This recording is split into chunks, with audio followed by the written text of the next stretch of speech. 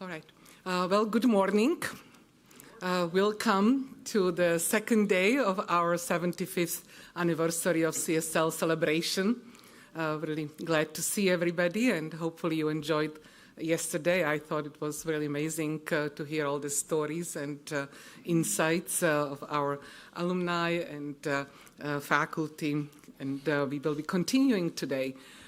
So before we start with the keynote and introductions, I would like to have a couple of housekeeping aspects.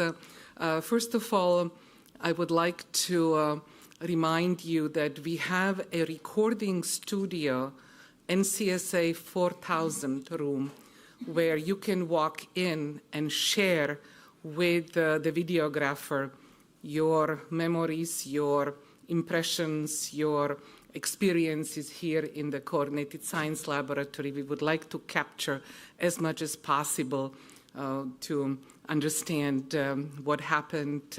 As you heard yesterday, there is just a lot of history in this place. So please do that. Also, we would like, after the robotics panel, if the audience could stay for a few more minutes after the panel, we would like to take a picture of the audience, again, to preserve the history of the 75th birthday celebration. So thank you so much. And now I would like to introduce Professor Nancy Amato, who is the director of the Siebel School of Computing and Data Science, and she will introduce our keynote speaker today. Thank you. Thanks, Clara. So it's my great pleasure to introduce our kickoff keynote speaker for this morning, Don Tilbury. Don is inaugural department chair and a professor in the robotics department at the University of Michigan. So they're one of the few universities that actually has a robotics department, and they have undergraduate and graduate degrees. And she has been a long-time faculty member at Michigan, which we just discovered, his guess was about 30 years, right? So she has undergraduate degrees from the University of Minnesota, and she did her master's and PhD at UC Berkeley, all in electrical engineering. From 2017 to 2021, she served as Assistant Director for Engineering at NSF. Thank you for doing that for us. Her research interests lie broadly in the area of control systems, including applications in robotics and manufacturing, and in particular topics like digital twins. She has received numerous recognitions for her research, leadership, and service. I won't list them all here, but I'll just note that she's a fellow of the IEEE and the ASME, and she's also a member of the National Academy of Engineering. And we just discovered that this is her second visit to Illinois. The last one was 30 years ago, almost exactly. So we thank her for coming back and helping us celebrate this momentous event in CSL's history, and we hope that you won't wait 30 years for your next visit. So please join me in welcoming Dawn.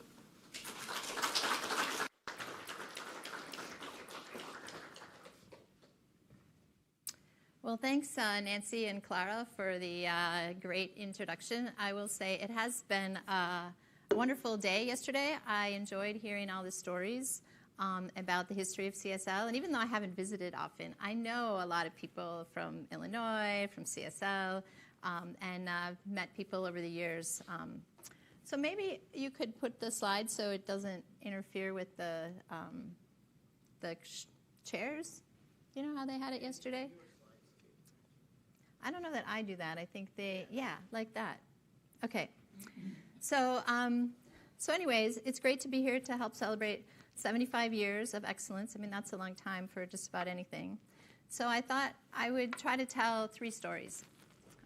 It seems like at an anniversary like this, you want to tell a story. And I don't know that I have one story to tell, but I thought they asked me to talk a little bit about the robotics department, because as Nancy mentioned, it's one of very few robotics departments in the country. So how did we become a department? I'll tell you the story.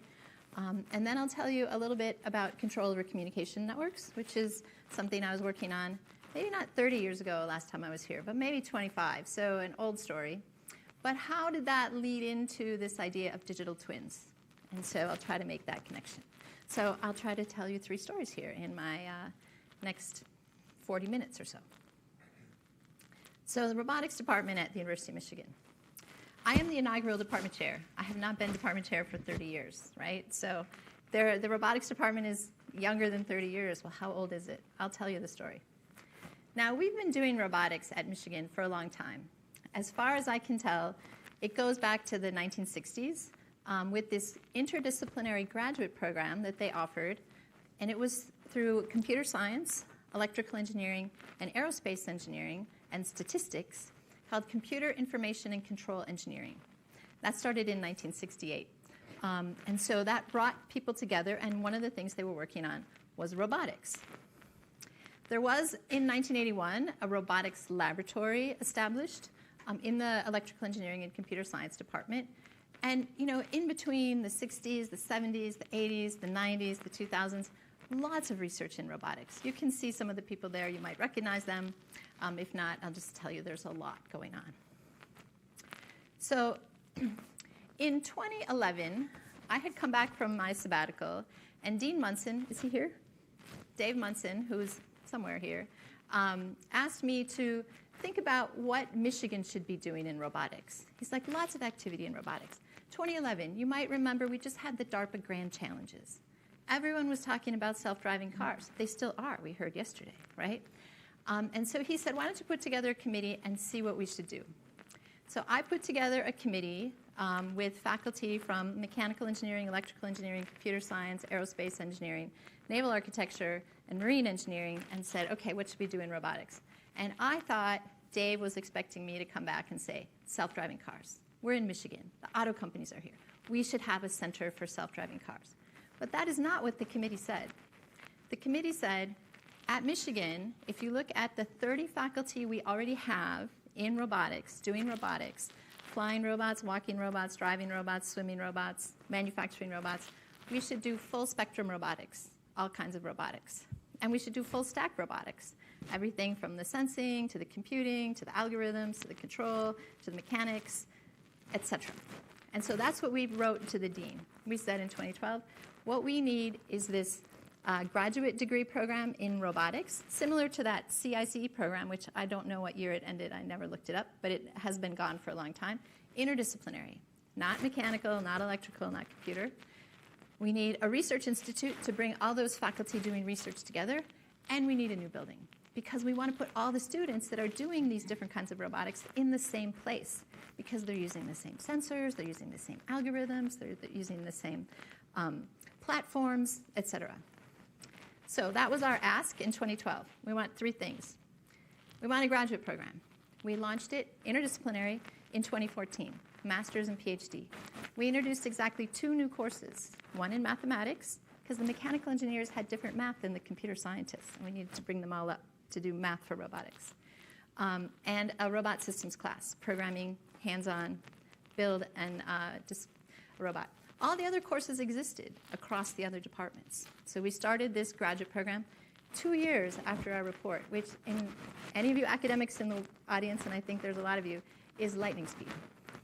But we did it, and we got it through all the approvals from the state of Michigan, et cetera, for a public university. We started the institute in 2017. Research institute to bring faculty together around these ideas of robotics. And then we opened the building in 2020. The building was actually approved in 2016, but so we got everything we asked for. Obviously, we should have asked for more. Well, in 2017, about the time the institute was founded, as Nancy mentioned, I went to the National Science Foundation. So I left, I went to DC, and my faculty colleagues back at Michigan started thinking about, well, what could we teach undergrads in robotics? So they started, in the height of the pandemic, teaching an undergraduate course in linear algebra, freshman, Robotics 101, computational linear algebra. Because those of you who are in robotics, and maybe this is true for signal processing and computing and machine learning, linear algebra is the foundation. Yes, you need to know calculus, but you really need to know linear algebra. So they started teaching computational linear algebra to freshmen in 2020, and they started thinking about what a robotics degree might look like. They said, you know, right now, if you want to be a roboticist as an undergrad, you should quadruple major: electrical, mechanical, computer science, mathematics, and minor in psych, because your robots are going to need to work with people. So they thought, can we take pieces of all those programs? Mechanical engineering, we teach them dynamics. We teach them a little bit of fabrication. We do not teach fluids or thermal systems. Electrical engineering, signals and systems, control, but not Maxwell's equations, not electromagnetics, not microprocessors. Computer science, yes, we teach algorithms, et cetera. So we take pieces of all these programs and package them together into a new robotics undergraduate degree and a new robotics department. So that was launched in July of 2022. I tell people we're almost 4 years old as a department. We're toddling around. We can feed and clothe ourselves. We're still trying to figure out how to be a department, but we think this is really exciting. So that's the history of how we got there. So why did we think, or my colleagues, I should say, I wasn't there. Bobby, you were probably there for more of these discussions than I was, so you can ask him if I'm getting the story right. So we felt that this would better serve the students, especially at the master's and PhD programs. We admitted people to this interdisciplinary program, but as I mentioned, most of the courses were offered in the departments. And so, well, there's a long waiting list for computer vision. How can robotics students get an advantage into the computer vision course? Because it's all backed up with computer science students, et cetera. So we felt that by having the faculty in robotics, we would have the courses, and then we could let our students into those courses. Same thing with the faculty. There were no faculty in the robotics department. There was no department. All the faculty existed in the other departments, and then they had to split their service to their home department and to the institute, which is extra work, and they were passionate. And I will say, faculty in robotics have been doing an amazing job, because it's a lot of work to start a department. Testing new models. I think one of the things we've been able to do in the undergrad program is define what we think robotics is. All the courses we teach to the undergrads are created from whole cloth. They're brand new. There's no textbook. There's course notes, there's videos, there's websites. It's very open, and we're experimenting. I mentioned the freshman linear algebra course. Well, one of our senior faculty, who also was a CSL alumni, Jesse Grizzle, spent his most recent sabbatical thinking about how we should rethink teaching of calculus. And he spent a year, looked through all the calculus and what do students need in engineering, and assume they have linear algebra, they've taken Robotics 101, excuse me, and they know how to program, because we teach programming in linear algebra. You can do a lot of things with linear algebra in a computer. And how can you teach calculus better, more efficiently? Get them through the bottleneck of calculus. And so what he did is you start with integration, because it's algebra, it's sums. You sum the area under the curve. It's very intuitive. And then you can understand differentiation as the inverse of integration. And you can do, limits. So he created this one semester course, we call it Robotics 201, Computational Calculus. And we can accept that in the robotics department towards the robotics degree. Now, how the rest of the college and the university deals with that is another story. But we still want them to take math. So instead of 3 semesters of math, calculus in the math department, take 1 semester of calculus and robotics, and then go to the math department and take 2 more advanced math classes. Take advanced linear algebra, take real analysis, take multivariable differential equations. There's so many other courses our students could be taking if they didn't have to take 3 semesters of calculus.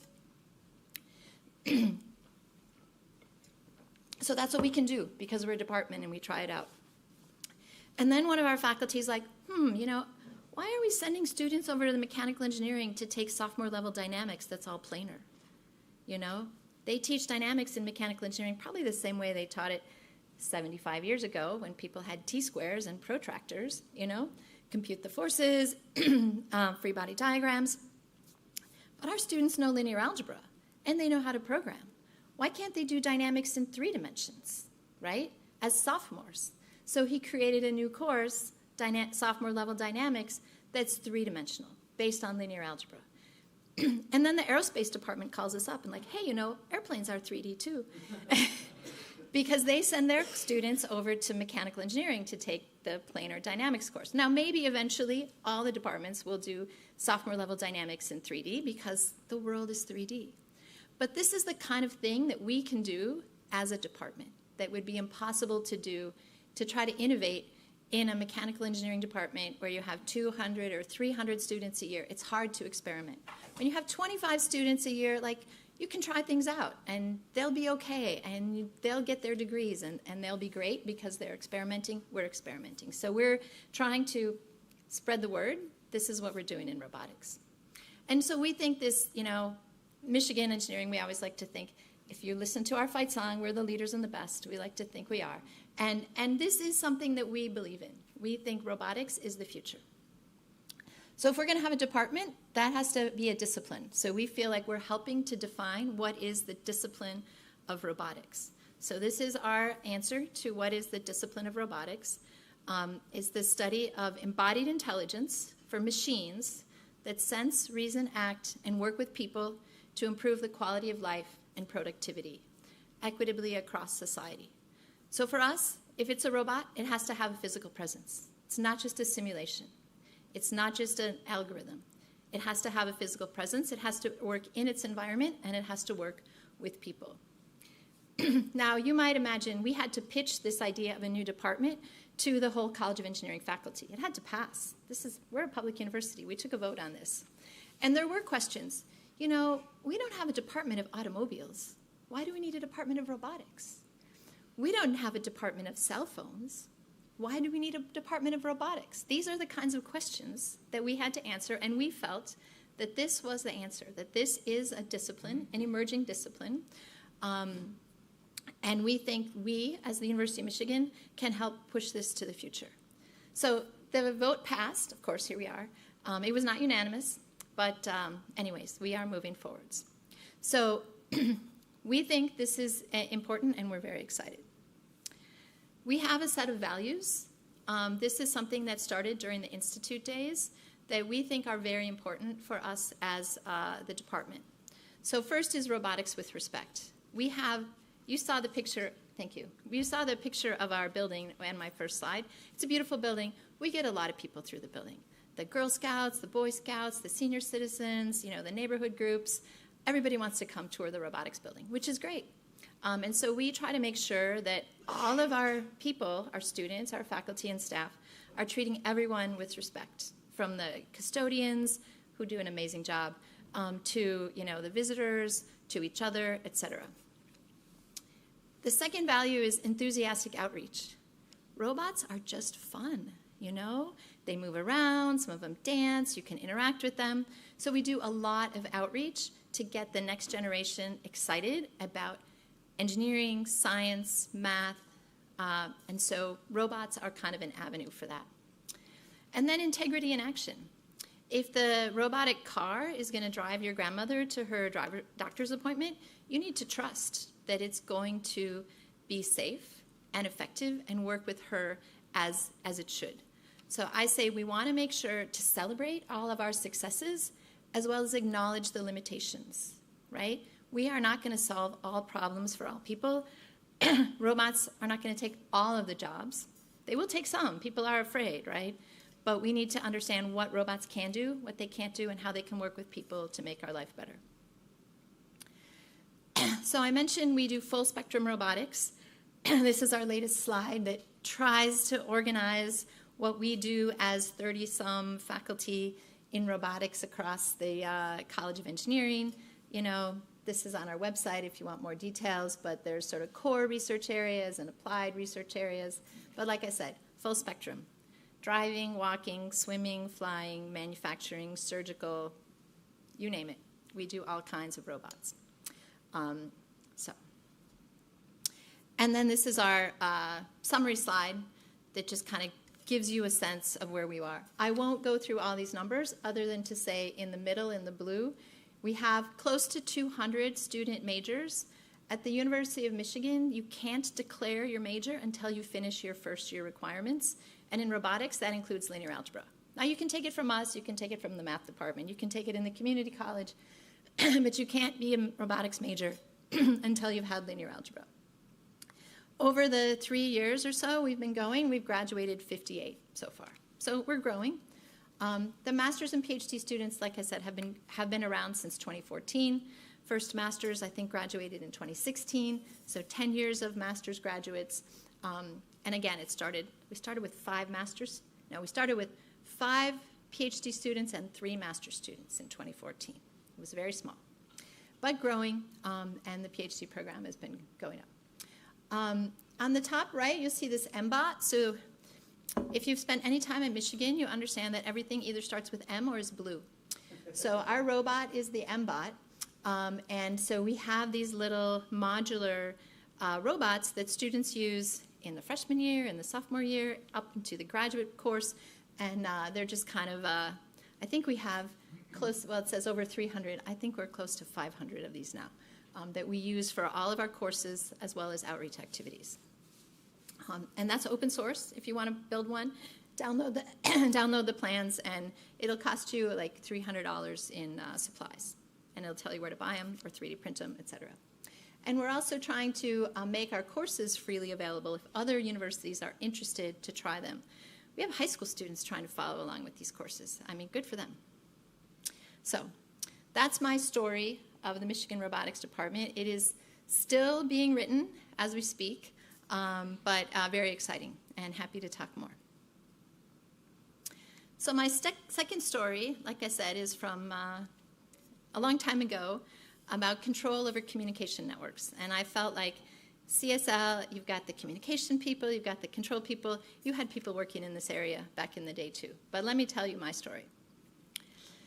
So this is a feedback control diagram. I won't go through all the pieces of it. But the idea is, and this was in the late 90s, you have communication networks now. Ethernet was just emerging. They had some specific manufacturing networks, DeviceNet, Profinet, and you could send the sensor data from the motor or robot or whatever over the communication network into the controller, and then send the control desired action, the input, into the plant. And so I won't talk too much about disturbance noise, but this is just the general feedback block diagram.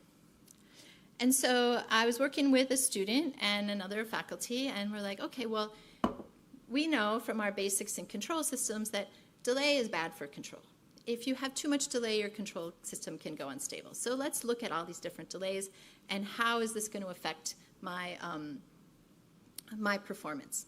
So I have 2 nodes on my network, node A and node B. I have the application layer that's doing some pre-processing time, and then it's waiting to get access to the network. If it's a random access network or it's a token passing or whatever, I wait for my time. And then I have some amount of time it takes to go over the network. And then when I get to the other side, I have to post-process and then get it up to the application where it can send the information out. So these are basically the 4 pieces of delay. And they're in red and blue for the 2 nodes, but of course they go back and forth. So the network delays, you can compute if you know the protocol and you know how much data and all that kind of stuff. This is easy to compute. And these are the delays from the device, the physical microprocessor that interfaces between the network and the system. And so you can compute this based on the amount of network traffic and the protocol, and we did a lot of work to compute that. And then we said, well, let's try this out.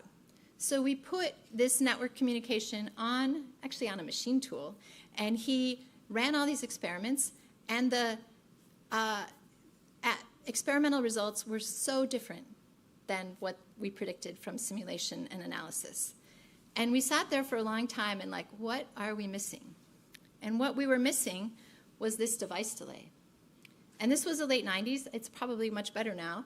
But that delay was highly variable and long. So what we did then, again, PhD student, like, well, why don't you measure some of these delays? And so this is what he measured. This is from an old paper. The device processing delay. The axis is microseconds, or the vertical axis, and then the horizontal axis is the number of samples. And you can see some of them are pretty deterministic. Some of them seem like they have some round robin. And at the top you can see is the mean delay and the standard deviation. And so these are like actual tests on real devices, like I said, late 90s, early 2000s, and very wide varieties of delays. And so that was something that we realized, like, okay, you can do all this math to compute how much delay you're going to experience, but that's not the whole picture. And that's, you know, one of the things that is important is you need to do the experiments to realize, is your theory right? Does it validate the assumptions you put into your theory, or it doesn't? And our answer was, no, it doesn't. So then we started to think about, well, what's the bigger picture of network delay instead of just looking at that little slice? And so we came up with what we called this design chart for network control systems. So for those of you in control, you know, there's the sampling time. You can say the sampling time gets smaller or the sampling frequency gets higher, you know, and the performance tracking error gets worse or higher error, better performance, et cetera.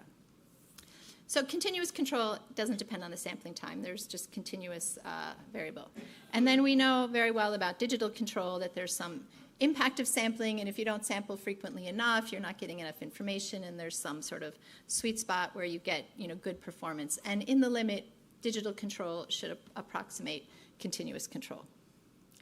So network control, we saw similar to digital control with an extra delay from the device.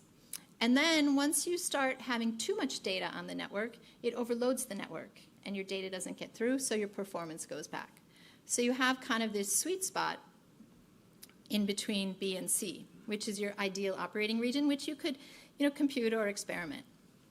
But what we took away from this, instead of, you know, obviously this depends on what's your network, what's your plant, what's your device, et cetera.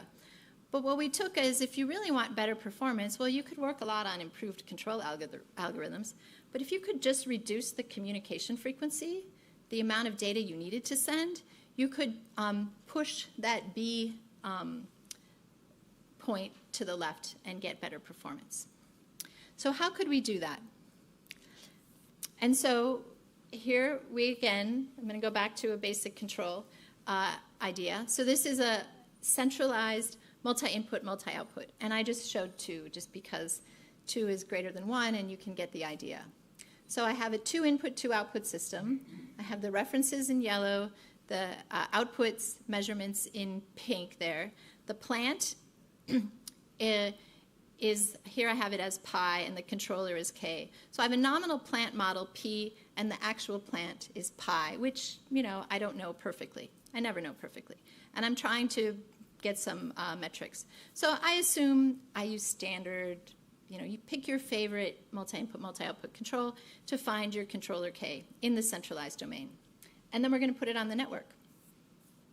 So if we had the same centralized controller and we split the plant, now the plant is connected, so I'm not dividing the plant, but I can divide the controller and, you know, take the 2 sensor outputs to the 2 references and send, you know, send all the data over the network every sample time. And in a perfect world, I get exactly the same control performance because I assume no delays, et cetera. So in a perfect world, I get the same performance.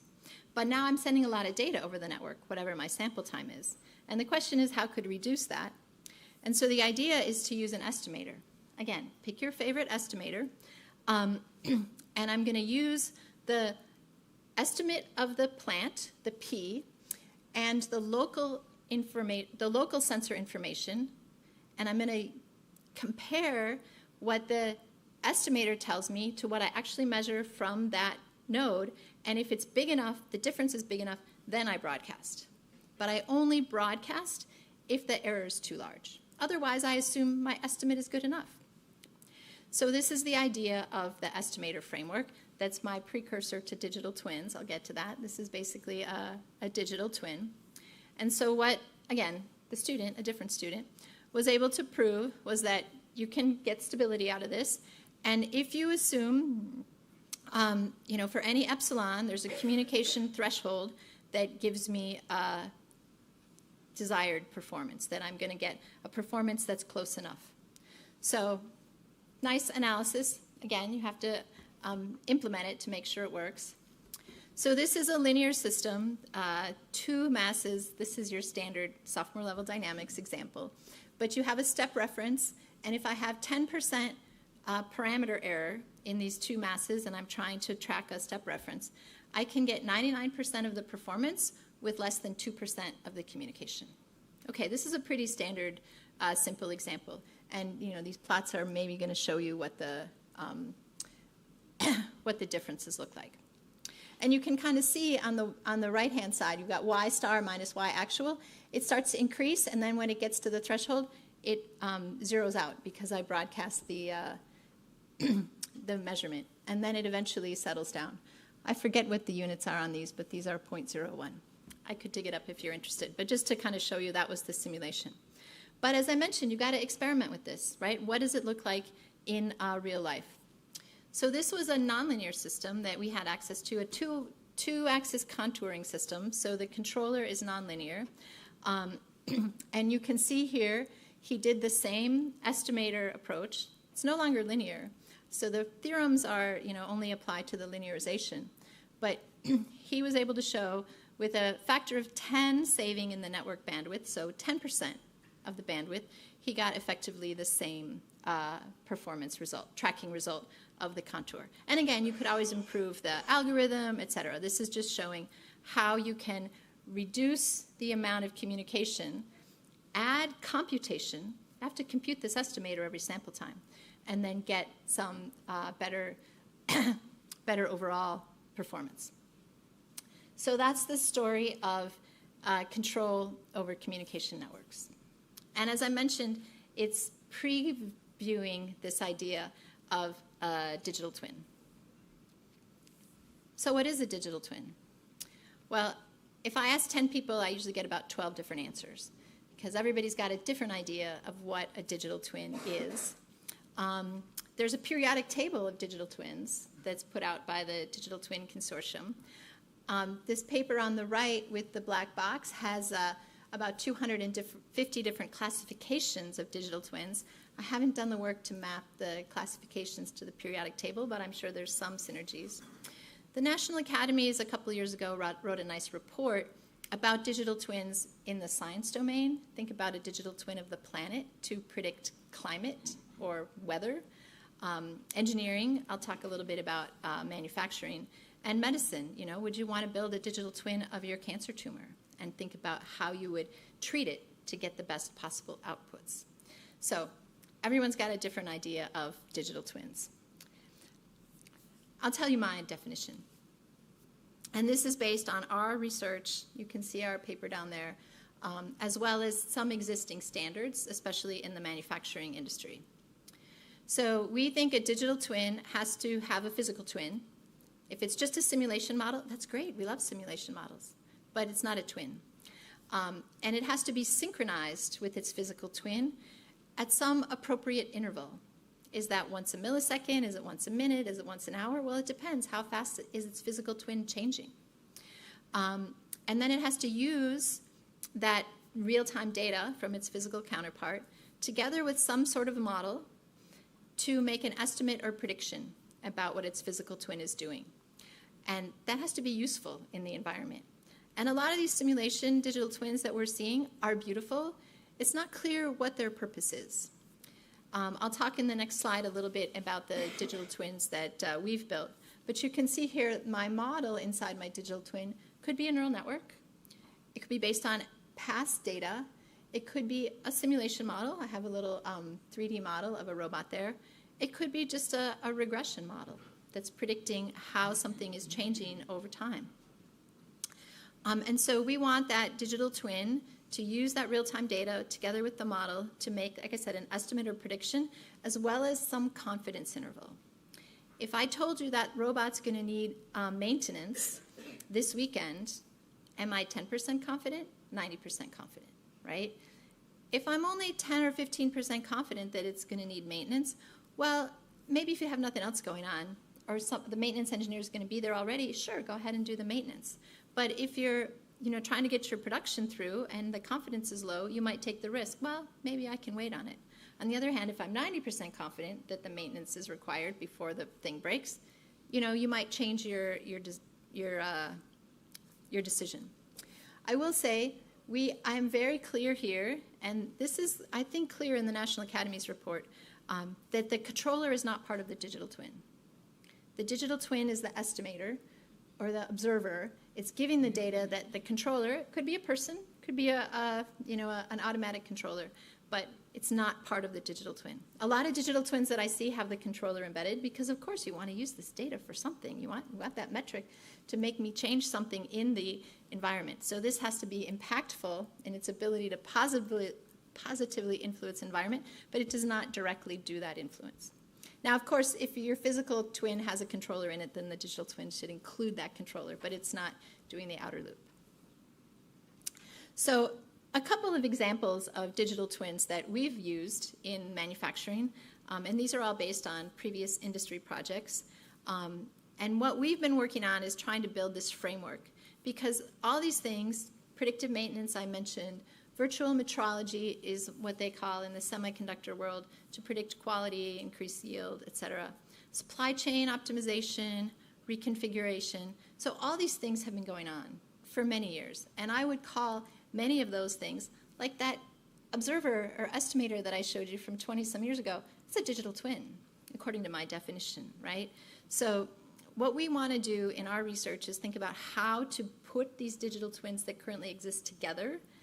Can the digital twin for virtual metrology use the same data as the digital twin for predictive maintenance, or do I need two separate sets of sensors?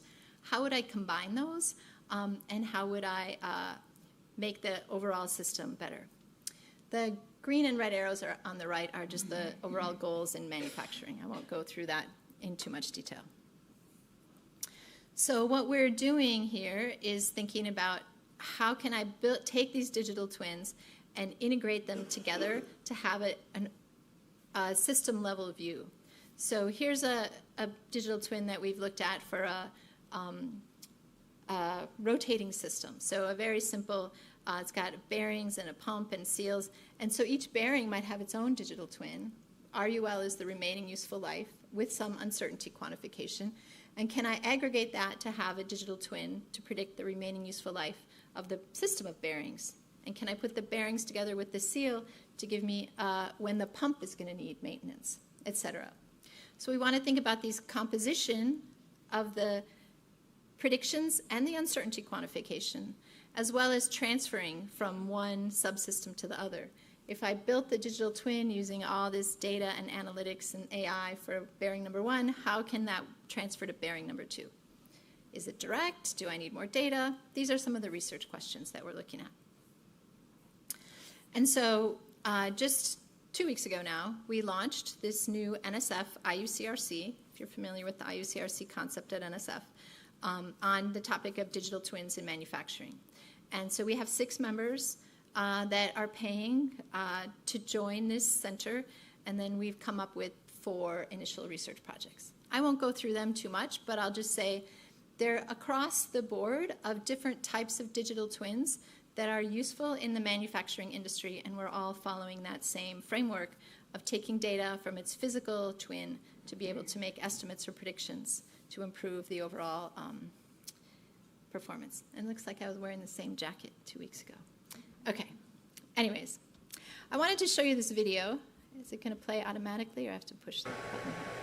So this is our little manufacturing test bed. As I mentioned, you have to put these things in real life to make sure they work. So we have a 3D printer, we have additive manufacturing, we have people in our test bed. And so Spot, this robot, is just moving around to move the parts from one place to the other. The person, student Abigail, is doing the assembly, and she's in front of a robot that's feeding her parts. This is a screen. You can see it's showing where Spot is. So there's a digital twin of Spot that's at least showing where he is and predicting where he's going to go. On the bottom, we have digital twins of all the different components in the system. And you can show, do you want to show remaining useful life? Do you want to show productivity? Do you want to show throughput? Do you want to show, are they on or off? All these different kinds of things could be shown in the digital twins through that integrated display. Spot's picking up something from CNC machine and bringing it over to Abigail. Honestly, the point of having Spot there is just because he's cute and fun to look at. But it is to show that we can integrate robots with people, with manufacturing tasks in this digital twin environment and use it to make predictions that are useful. Abigail's working on making digital twins of people, not that look like people, but can you predict when the person's going to be stressed or fatigued? That was the rotating equipment that I mentioned. You can see the different, it's predicting different health states. This is nice because we can collect a lot of data from it, more so than we can with the bigger robots. So digital twins, like I said, of people, of robots, of machines, and how do they all work together in this little mini factory. One thing that I'll point out about this manufacturing testbed is in our old lab, before we had the robotics building, all the robots were in cages because they were too dangerous to work with people. But now, in the new robotics building, the rule is no robots in cages. Robots have to work with people. So that Kawasaki robot, that two-armed Duaro that Abigail's working with, is designed as a collaborative robot. You probably could program it that it could hit you pretty hard, but it will recognize if it runs into somebody or something and stop pretty quickly. Spot, this robot dog, we've been working with Nestle Purina, believe it or not. The dog food manufacturer uses dogs, robot dogs, to inspect their plants. And they sent us this to think about what could it do if it had a robot, an arm on the dog. And right now it just listens for air leaks and looks with its thermal camera for overheating motors. But could it pick things up and carry them around? And the answer is no, not really. You saw the kind of parts it was carrying here are really small. Its payload is, it's awkward to carry things. But anyways, it's an interesting thing to look at. And how do you integrate all these different digital twins through the system? Oh, I did that. So that's my 3 stories. Robotics, a new department, control over communication networks from the way back days, leading into digital twins, which is still ongoing. Like I said, we launched the center 2 weeks ago. So what stories are we going to tell in the future? I think that's for us, all of us, to determine. But for one piece I'd like to think about that we're currently thinking about is what people call agentic AI. So imagine you had this manufacturing system, and this is just a screenshot from, actually I think from Bosch. But you have all these machines, you have all these people, and you have all these parts. So with a smart factory of the future, what if each of these components, the machines, the parts, and the material handling things, all had their own agents, and those agents could communicate in a multi-agent setup. So this part is sitting over here, and it needs some sort of milling operation. Can it communicate with this CNC that's nearby and said, oh, I'm available, but then how am I going to get this part from here to there? Does it ask a human? Does it ask a mobile robot? I think these are interesting questions. So here, this mobile robot says, oh, I'm available to pick up the part. And so how do you put all these different things together to optimize all the processes that need to be done in this manufacturing system? People are working on this right now. All the big control companies are trying to think about how this is going to work. Lots of research going on. But I think trying to come up and reflecting what I heard yesterday, go down to the fundamentals, right? I could throw machine learning on this, and it would probably work for something this size. But we've been experimenting with using, say, large language models in manufacturing system design, and it can't answer the questions in the back of the book. I told my student, pull up a standard textbook. It should be able to answer all the questions in the back of the book. I'm sure it's read all the books. But some of them it can, and some of them it can't. And so trying to think about what are the fundamental questions, how do you frame this problem?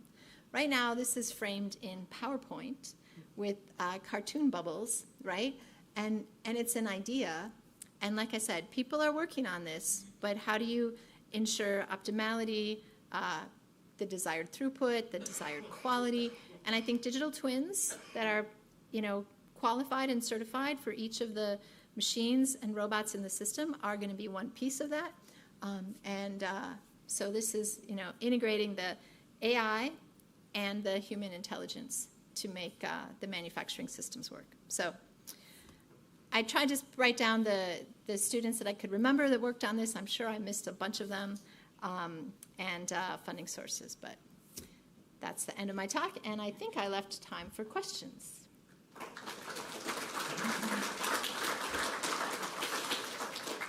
Mark. Have you integrated digital twins into the curriculum, or is it still research? I haven't taught a course since before I went to NSF. I'd have to ask my colleagues. I think Kira Barton, who's been teaching some of the manufacturing courses, teaches some of digital twins in the manufacturing course. I believe so. She's an Illinois alum. She's an Illinois alum. Yes, she is. And one other question, which organization with an ABET, I hate to use the word ABET, but where is it accredited? So University of Michigan went through ABET accreditation during our first year. So you can't get ABET accredited if you don't have any graduates. You said 58 graduates. Yeah, so they're not ABET accredited, but yet. So ABET now has a robotics, I think it's robotics and mechatronics track. So we will probably, I'm not going to be the one to tell the faculty we're going to do ABET because they'd shoot me. But we will evaluate whether ABET is the right answer to accredit or evaluate our program. But ABET does now have a robotics track, yes. So in manufacturing, you could model some parts as having a probabilistic failure, but also a lot of the time with drill bits and things like that, you have basically wear and tear that causes increasingly poor tolerancing, and that starts to cascade. Does Absolutely. that model the whole end-to-end chain? So again, it depends on how, do you want to just look at the milling machine and build a digital twin of that, or would you want to look at the drill bit and the bearings? And so there's different ways, depending on your application and what data you have, to build those digital twins with those predictive models. Again, people have been doing this for a very long time, and so what we're trying to do is put this framework around it to make it easier to aggregate and predict at a system level from the fundamental pieces underneath. But thank you for that observation. Thank you, Dawn. Very nice talk. And I wanted to mention, although I have deep roots in Illinois, I'm a proud graduate of CICE, one of the last in 1985. If I remember correctly from being at Michigan at the time, they stopped admitting people in 1984, but let the rest of us graduate and get our degrees.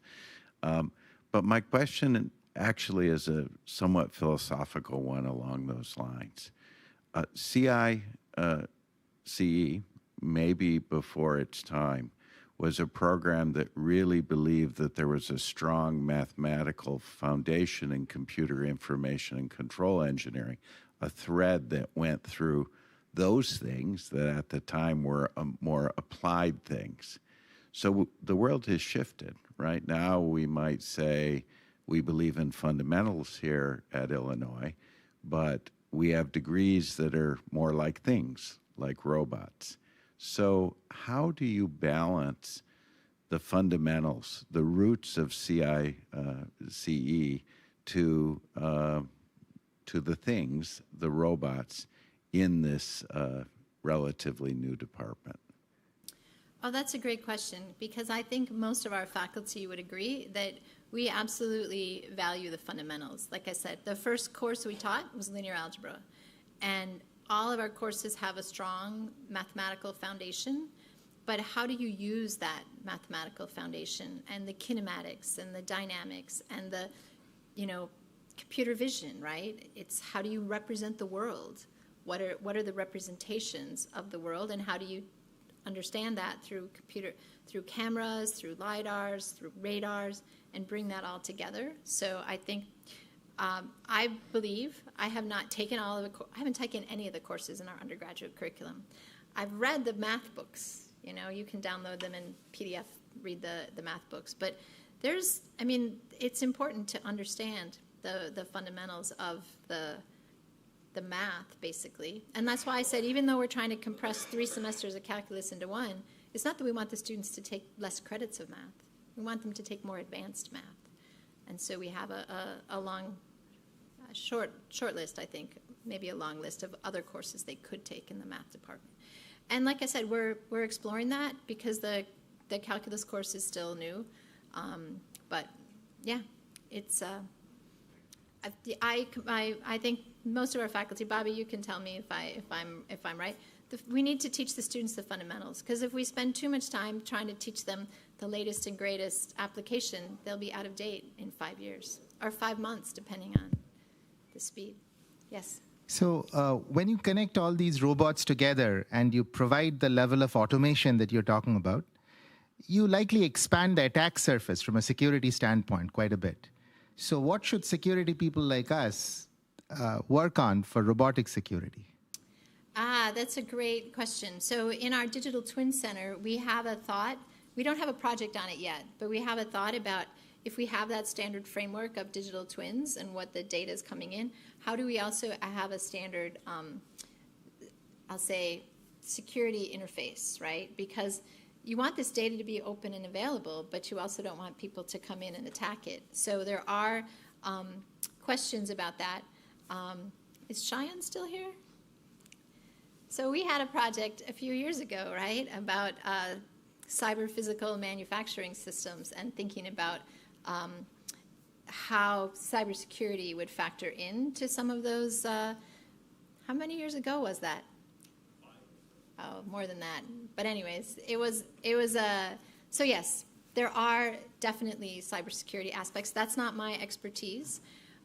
We did a project once upon a time where we had a digital twin that was trying to help detect an attack. And really what it could detect was an anomaly, right? If the controller was giving advice or sending commands to the robot or the machine that were outside of its safety framework. So we could maybe not detect an attack, but we could detect an anomaly, and that could lead to potentially attack detection. That was a project we had a while ago. Thank you. Yes, Rashid. Thank you so much. Yeah, thank you so much for coming. Great talk.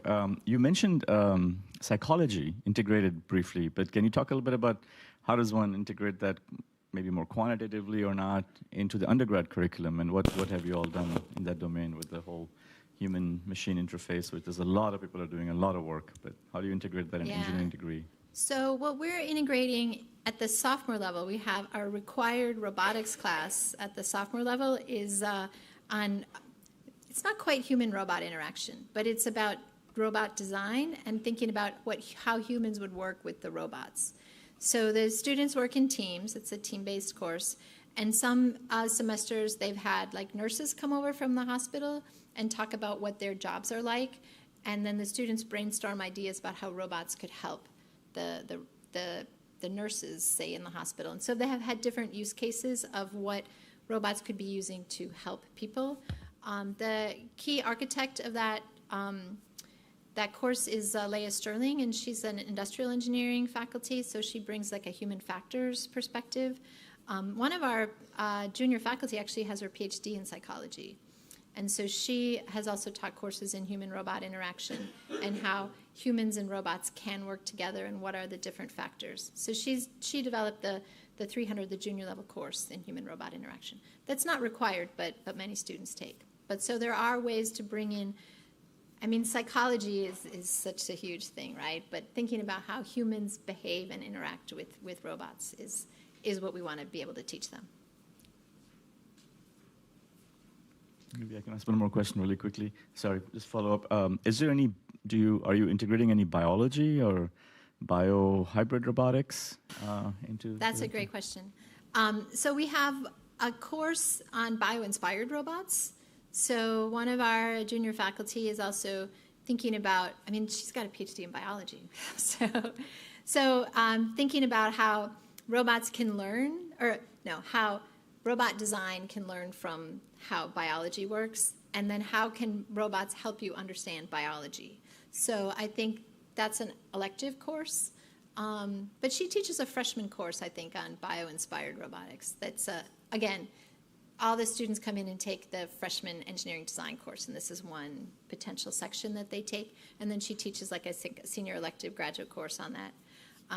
We have more students that are more faculty that are interested in soft robotics, like different materials, plastics. Like, we built this building for electromechanical robots, but a lot of the new frontiers in robotics are not electromechanical. They're using distributed sensing. Think octopuses, you know, like that's a great model for the next generation of robots, but we don't have enough fume hoods. We didn't put sinks in the labs. Like, what were we thinking, you know, 10 years ago when we designed this building? Like, yeah, robots need power and data. So, anyways, yes, lots of interesting directions. We'll see. Nancy's coming up. It must be my time. It's like we have one more minute. There's one final question. I'll be around all day, so if you think of more questions, just come find me. Well, thank you. That was really great.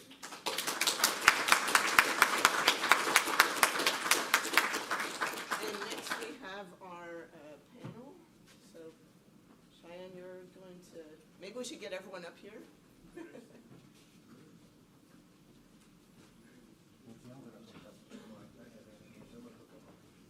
Do they know that? I told them yesterday. Okay. So we have one who wants to connect. Oh, okay, yeah. You can just pull the cable there. Yeah, I'm just gonna. Yeah, no problem. Is this clicker synchronized to the back? It's connected right here, so Is that all I when need? you plug that in.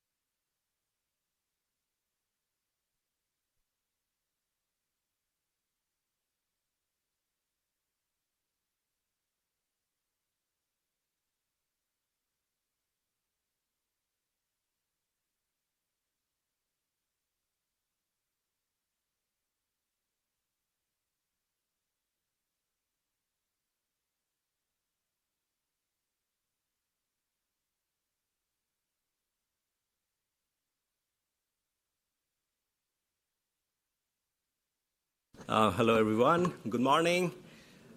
This is going to be the session on robotics and autonomy. My name is Sayan Mitra. I'm really honored and delighted to be moderating this panel. We have 4 distinguished researchers on the stage who, between them, have done more to shape the foundations of modern robotics than perhaps any other group you could assemble. and 2 of them also trained the other 2. So this is a remarkable collection of people we have here.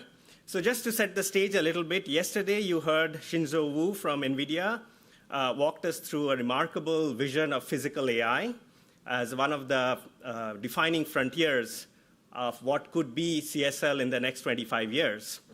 And today we just now heard Don Tilbury's talk on all the pioneering work in this area that is happening at University of Michigan, both on advancing research and education. So what we would like to do in this panel is to take a step back to think about the history and the developments of robotics in CSL, and then also have time to discuss how do we define the future. Okay, so because of the 4 people that we have been very lucky to have here today, who have really defined the foundations of physical AI from dynamics, models, controls, passivity, I'm excited to hear about their views on how to define the future of this area. So I'll spend just a very short amount of time in introducing the panelists. Mark Spong spent decades here in CSL building the mathematical foundations of robot control. His textbook with Seth and Vidyasagar is one of those classics in this area that's probably on the desk of most serious roboticists for the last 30 years or so. I suspect several people in this room have read his textbook. He's a past president of the IEEE Control Systems Society and a recipient of the 2025 IFAC Robotics Lifetime Achievement Award. So welcome, Mark.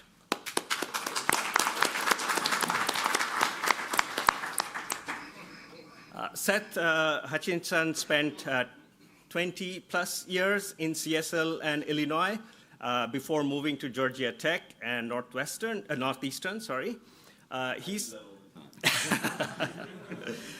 He served as the editor-in-chief of the IEEE Transactions on Robotics and as the president of the IEEE Robotics and Automation Society, which means he has at various points had the power to accept or reject almost all of your papers.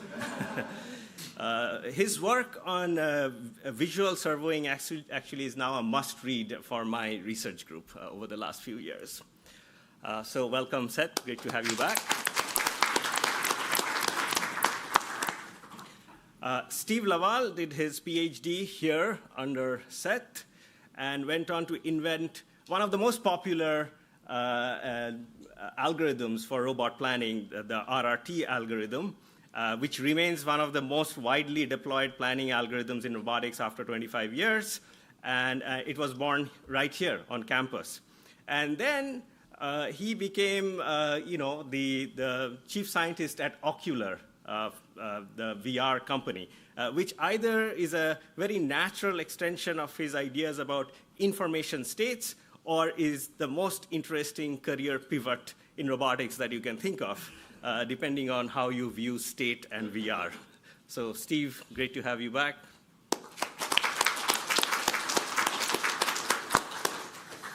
And Bobby Gregg did his PhD here under Mark, one of our most recent graduates, and he works on passivity and bipedal locomotion. He's now at University of Michigan, where his lab builds powered prosthetic legs and runs clinical trials with amputee patients. So translating physics with Mark taught him, so goes all the way into devices and making a real societal impact with robotics, which is to say the foundations built here at CSL, it turns out, really have legs. Okay, so welcome, Bobby. So 2 advisors, 2 students, 4 decades of robotics, all rooted in CSL.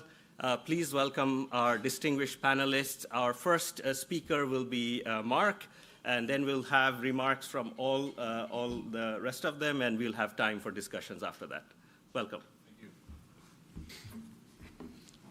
Well, thank you very much for the invitation. It's such a pleasure to be back here and see all the progress that's gone on here, and especially in robotics, is very exciting here. And you know, one of the greatest pleasures of being a professor is to see your students surpass you, and that certainly has happened with my students. So it's very gratifying. So yesterday we saw a common theme, I think, about a lot of comments about the culture, the family aspects, the mentoring. And so before I start, I'll just make a couple of comments. I think one thing about this environment here, I spent 24 years in the decision and control group, and I think that culture really influenced me a lot. I think it was the legacy of Mac van Valkenburg that influenced the CSL culture. And what I tell people is, what's most important, and it doesn't exist at many other places, the senior faculty really take to heart the idea of mentoring the junior faculty. And when you're a young faculty member starting out and you see these people that are, you know, your heroes, the very famous people in your field, and they spend time caring about you and mentoring you, then that becomes part of your DNA. And then when you become a senior faculty member, you have it in your mind to do the same thing and help the young faculty. So the young people out there, spoiler alert, you're going to be old someday. So take this culture at heart. And you know, I never would have been president of the Control System Society without the encouragement, support, and advice of Tamer Başar. And these types of things happened in my group in CSL. I'm eternally grateful to Tamer and everybody that mentored me when I was young. So, okay. My talk is, as you see, is the origins of robotics in CSL. My work was in control theory. So what I really mean is the origins of control. There was robotics going on. Narendra, Huja, Tom Wong were doing vision and planning, et cetera. So I'm going to talk about control. And starting with Bob Chen, his name was mentioned a few times yesterday. His early work was in coding theory. He was director of CSL until the end of 1983. And in fact, some of his most referenced work is with Franco Preparata and Gary Metzi. He did coding theory, distributed computing. But then later in his career, he got interested in robotics. And maybe some of you can tell us how that happened. But I put him up here because he had two robot arms. These were called the Stanford arm. They were the first sort of research robot arms that were built for university work. He had a green one and a gold one. And unfortunately, he passed away before I came here. I never met him. He was a director up until the end of '83. I came in the fall of '84. But I sort of inherited these two robot arms. And the story was that I think he probably never had really time to do much with them because unfortunately he passed away. So I had my very first graduate student, master's student, Rod Kindler, who actually built a controller to get these robots' arms moving. And this was a Motorola 68000, fixed point arithmetic, 8 megahertz, and we thought we were in heaven when we had this, right? State of the art, right? So as I tell people, the best thing that's happened in robotics has been Moore's Law, okay? When this is the best thing we had to control this. But the gold robot arm, we actually cannibalized one of the motors and built this, what's called the Acrobat. And we were doing gymnastic robots. So the Acrobat stands for acrobatic robot. Think of a gymnast swinging on a high bar, balancing, and these types of things. I'll say maybe a little bit more about that. So, in fact, if you go back a little farther, there's an interesting paper all the way back in the 70s, 1978. David Young was a graduate student in CSL, student of Peter Kokotovich. We had a visitor, Vadim Utkin from the Soviet Union, who was one of the pioneers in this idea called variable structure systems, sliding mode theory we call it now. And after his visit, David Young wrote a paper on controlling robot manipulators using this idea. So one of the earliest, I think, papers that actually used some advanced control theory in robotics. Now you see hundreds of papers on sliding modes in robotics all the time. So that's kind of the some of the early stuff. Our work in CSL with my students have really had two recurring themes. One is passivity, and the other is sort of under-actuation. Passivity, the word comes basically from circuit theory, right? Because in a mechanical system, a mass spring damper, the equations are the same as an RLC circuit. So the idea of passive devices is very useful in robotics, we discovered. So if you think of reaching for to grasp an object, I don't think our brain is going to compute detailed trajectories to have your elbow follow, right? Maybe we do it so that we minimize energy. So passivity-based control, Bobby's going to say a lot more about that, really is the idea of using energy to control your robot. Under actuation means we have more degrees of freedom than we have actuators, and that comes up in a lot of interesting applications. We did applications in teleoperation, flexible robots, gymnastic robots, walking robots, and network robots. So actually my first PhD student, Bob Anderson, solved a very important problem in time delay instability in bilateral teleoperation. Don talked about time delay. So he actually showed that this problem of time delay induced instability in bilateral teleoperation was caused by the time delay destroying this property of passivity. And then by using some techniques in scattering theory, he was able to recover passivity. And almost every paper, I think, in bilateral teleoperation since 1989 references his paper. Flexible robots, once you have flexibility, there's no such thing as a perfectly rigid body. Then you have essentially under actuation. Gymnastic robots is a way that we could test advanced concepts for some nice applications. Bipeds, Bobby has taken that to a very high level. And networking robots, maybe I'll say a little bit about that. Okay, so I want to say something about the air hockey robot because we got a lot of publicity from this robot. And why do we have air hockey robot, right? So if you think, one of the things about control, and I think maybe different than communications, other areas of research, is if you don't know what you're doing, you can make things worse. You can drive a system unstable and cause serious problems. So imagine, I'm calling up the Clinton nuclear power plant, right? I'm saying, I'm a professor from Illinois, and I have this really nice new idea for control. I don't know if it's going to work, but could I come and test it on your nuclear plant? Right? Hello? Well, that didn't work. So yeah, hi, may I talk to Mr. Boeing, please? So we built proof of concept devices. Think of toys, but basically we want to carry our theoretical work to the experimental stage, and so we had to come up with theoretical experimental test beds to test these. And NSF came out with a new program called Intelligent Control in the early 90s. We didn't know what that meant. I still don't know what intelligent control means. But Seth and Jerry DeYoung and I wrote a proposal with the idea we wanted to integrate control theory with computer vision and machine learning. And we thought that was intelligent control, right? And we said, well, what kind of a test bed could we do? We thought of the air hockey robot because at that time, computer vision was much more difficult because of computation. It was slow, right?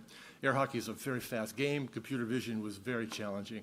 With that, we had nonlinear control theory for the robot, and it's repetitive. So you could think of doing some learning through repetition. And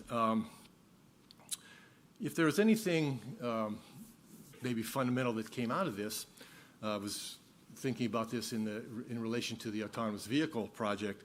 So we had, as I said, it's a fast-moving puck. We had a camera in the ceiling trying to predict the trajectory of this sliding puck, and sometimes you only got a couple of samples as it crossed the table. So we had to have an estimator to estimate the trajectory, predict the trajectory. Think of Kalman filtering. But then we had a second-level estimator to kind of predict the confidence we had in our first estimator. Okay, and if we had high confidence in our estimate, then it said, okay, you can play offense. If we had low confidence, it went and played defense. And so when you were playing, you couldn't really you couldn't really tell what it was going to do. Sometimes it would play offense, sometimes it would play defense. So that idea of your control, the aggressiveness or your control choice should be based on the confidence you have in your sensory data, I think. So that's what came out of this. Okay, I want to mention something about the importance of the Allerton Conference because my background is, I don't advise people to follow my background because my training was pure mathematics. My PhD thesis had nothing to do with robotics, so 2 years after I got my PhD, I dropped everything and switched into robotics. It was kind of a risky for a young assistant professor because I was not able to publish for a couple of years. But I taught the first course in robotics at Cornell when I was at Cornell. And at the 83 Allerton Conference, I had my very first robotics paper was presented at the Allerton Conference. And Yuri Nedich and Peter Kokotovich were in the audience. And somehow I think that's what got me the job at Illinois. So I'm eternally grateful for that. I have a little aside here about the Allerton Conference. It turns out that if you go way back, 1963, Rudy Kalman had a paper where he talked about the connection between passive network synthesis and control. So starting this idea of passivity, relating circuits to passivity and control. So that's another interesting thing that happened at Allerton. So, okay, so the future, I'm sure we're going to talk about AI, right? And that's, AI is the big elephant crossing the road here, right? So, but many of you, that's a joke, remember the elephant crossing the road. Anyway, so many of you will remember in 2011, we actually had the 60th anniversary of CSL. And I gave a talk at that event. That was a nice event. And I argued at that point that the most important, say, problems, the things that robotics is going to generate a sort of a tipping point were network robots. CSL has been leaders in networks forever. Networks, if you think of some of the main topics in CSL, networking has been a key strength of CSL forever. Network robotics now, Don talked about that. That's really important. Human-robot interaction, I think, is getting even more important, and telepresence. And so I think that those are the things that I mentioned in 2011. I think we've had quantitative changes, but maybe not qualitative, even with the advent of AI, et cetera. These, I think, are still important, okay? I'm not a big fan of general robotics. I don't think we ever want to get humans out of the loop. But I think these ideas of networking, human-robot interaction, and telepresence are really important, still important topics in the field of robotics. And there's a picture of my lab in the basement of CSL. I put this picture up here because Roy Campbell took this picture. It was interesting. So I don't know if I've used up my time, but I want to make a couple of more comments about the lead-in, maybe if we want to lead in to talk about AI. And that's this idea of what's called Moravec's paradox. The CS people may know about Moravec's paradox in robotics. And the way they state that is low-level sensory motor control tasks require enormously more computational resources than high-level reasoning. What does that mean? Well, the classic idea is chess, right? We have chess programs that can play at the grandmaster level, but a small child can manipulate the pieces on a chessboard better than the best robot, right? Because the algorithm that's running on the computer to play chess is moving electrons, just not moving mass and dealing with friction and all these things. Whereas moving the pieces on the board is real manipulation involved, okay?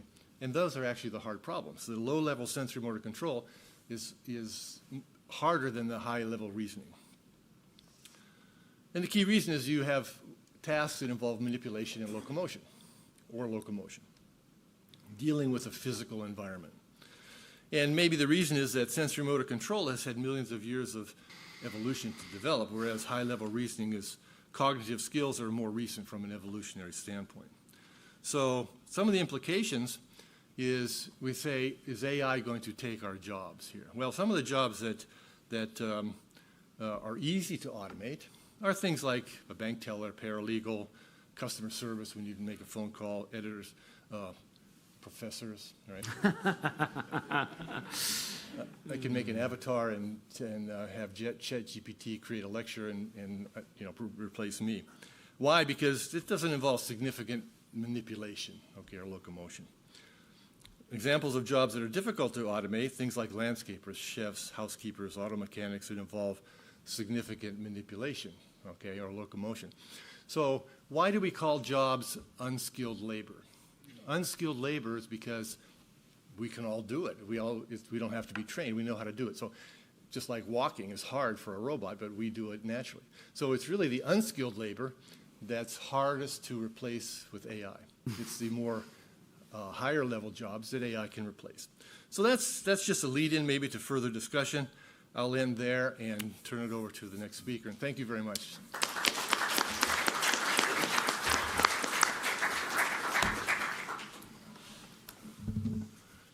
I'll plug it in for you.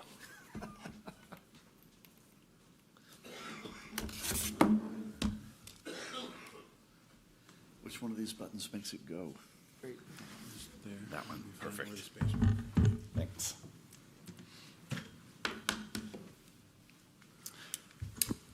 All right, so my talk is slightly more forward-looking because my history in CSL is much shorter.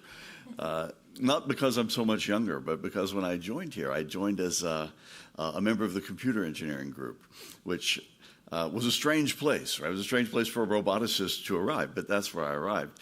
And I had a lab in the Beckman Institute at the time. And with the exception of Tom Huang and Narendra Ahuja, surrounding me were a bunch of computer scientists doing AI. I think there were about a dozen of them, and I think one of them got tenure after 5 years. So it was the world changed a lot around me in the first 5 or 6 years. But it was a very different feeling in the Beckman Institute, where we were all about algorithms and reasoning. I mean, things like qualitative reasoning and learning by induction were kind of the buzzwords you heard in the hallway, versus what those guys over in CSL, they're like the mathematician guys. And so it was a very clear dichotomy for me, especially when I would walk over to CSL for a faculty meeting, and I would have to walk past the first floor to get to the second floor where the computer engineers all hung out. And it wasn't until I looked through old emails. It was 2015 when I finally moved an office into the control systems group. The computer engineers finally had enough, and the control theorists were willing to let me have an office among them. And so the stuff I'm going to talk about today is much more from that last few years. And it's very clear to me, and anybody who knows me will be very clear to you as well, there's nothing I'm going to talk about today that I could do. Right? Everything that I'm going to talk about today in terms of what my group did at CSL, it's because of the people who had the offices around me at CSL.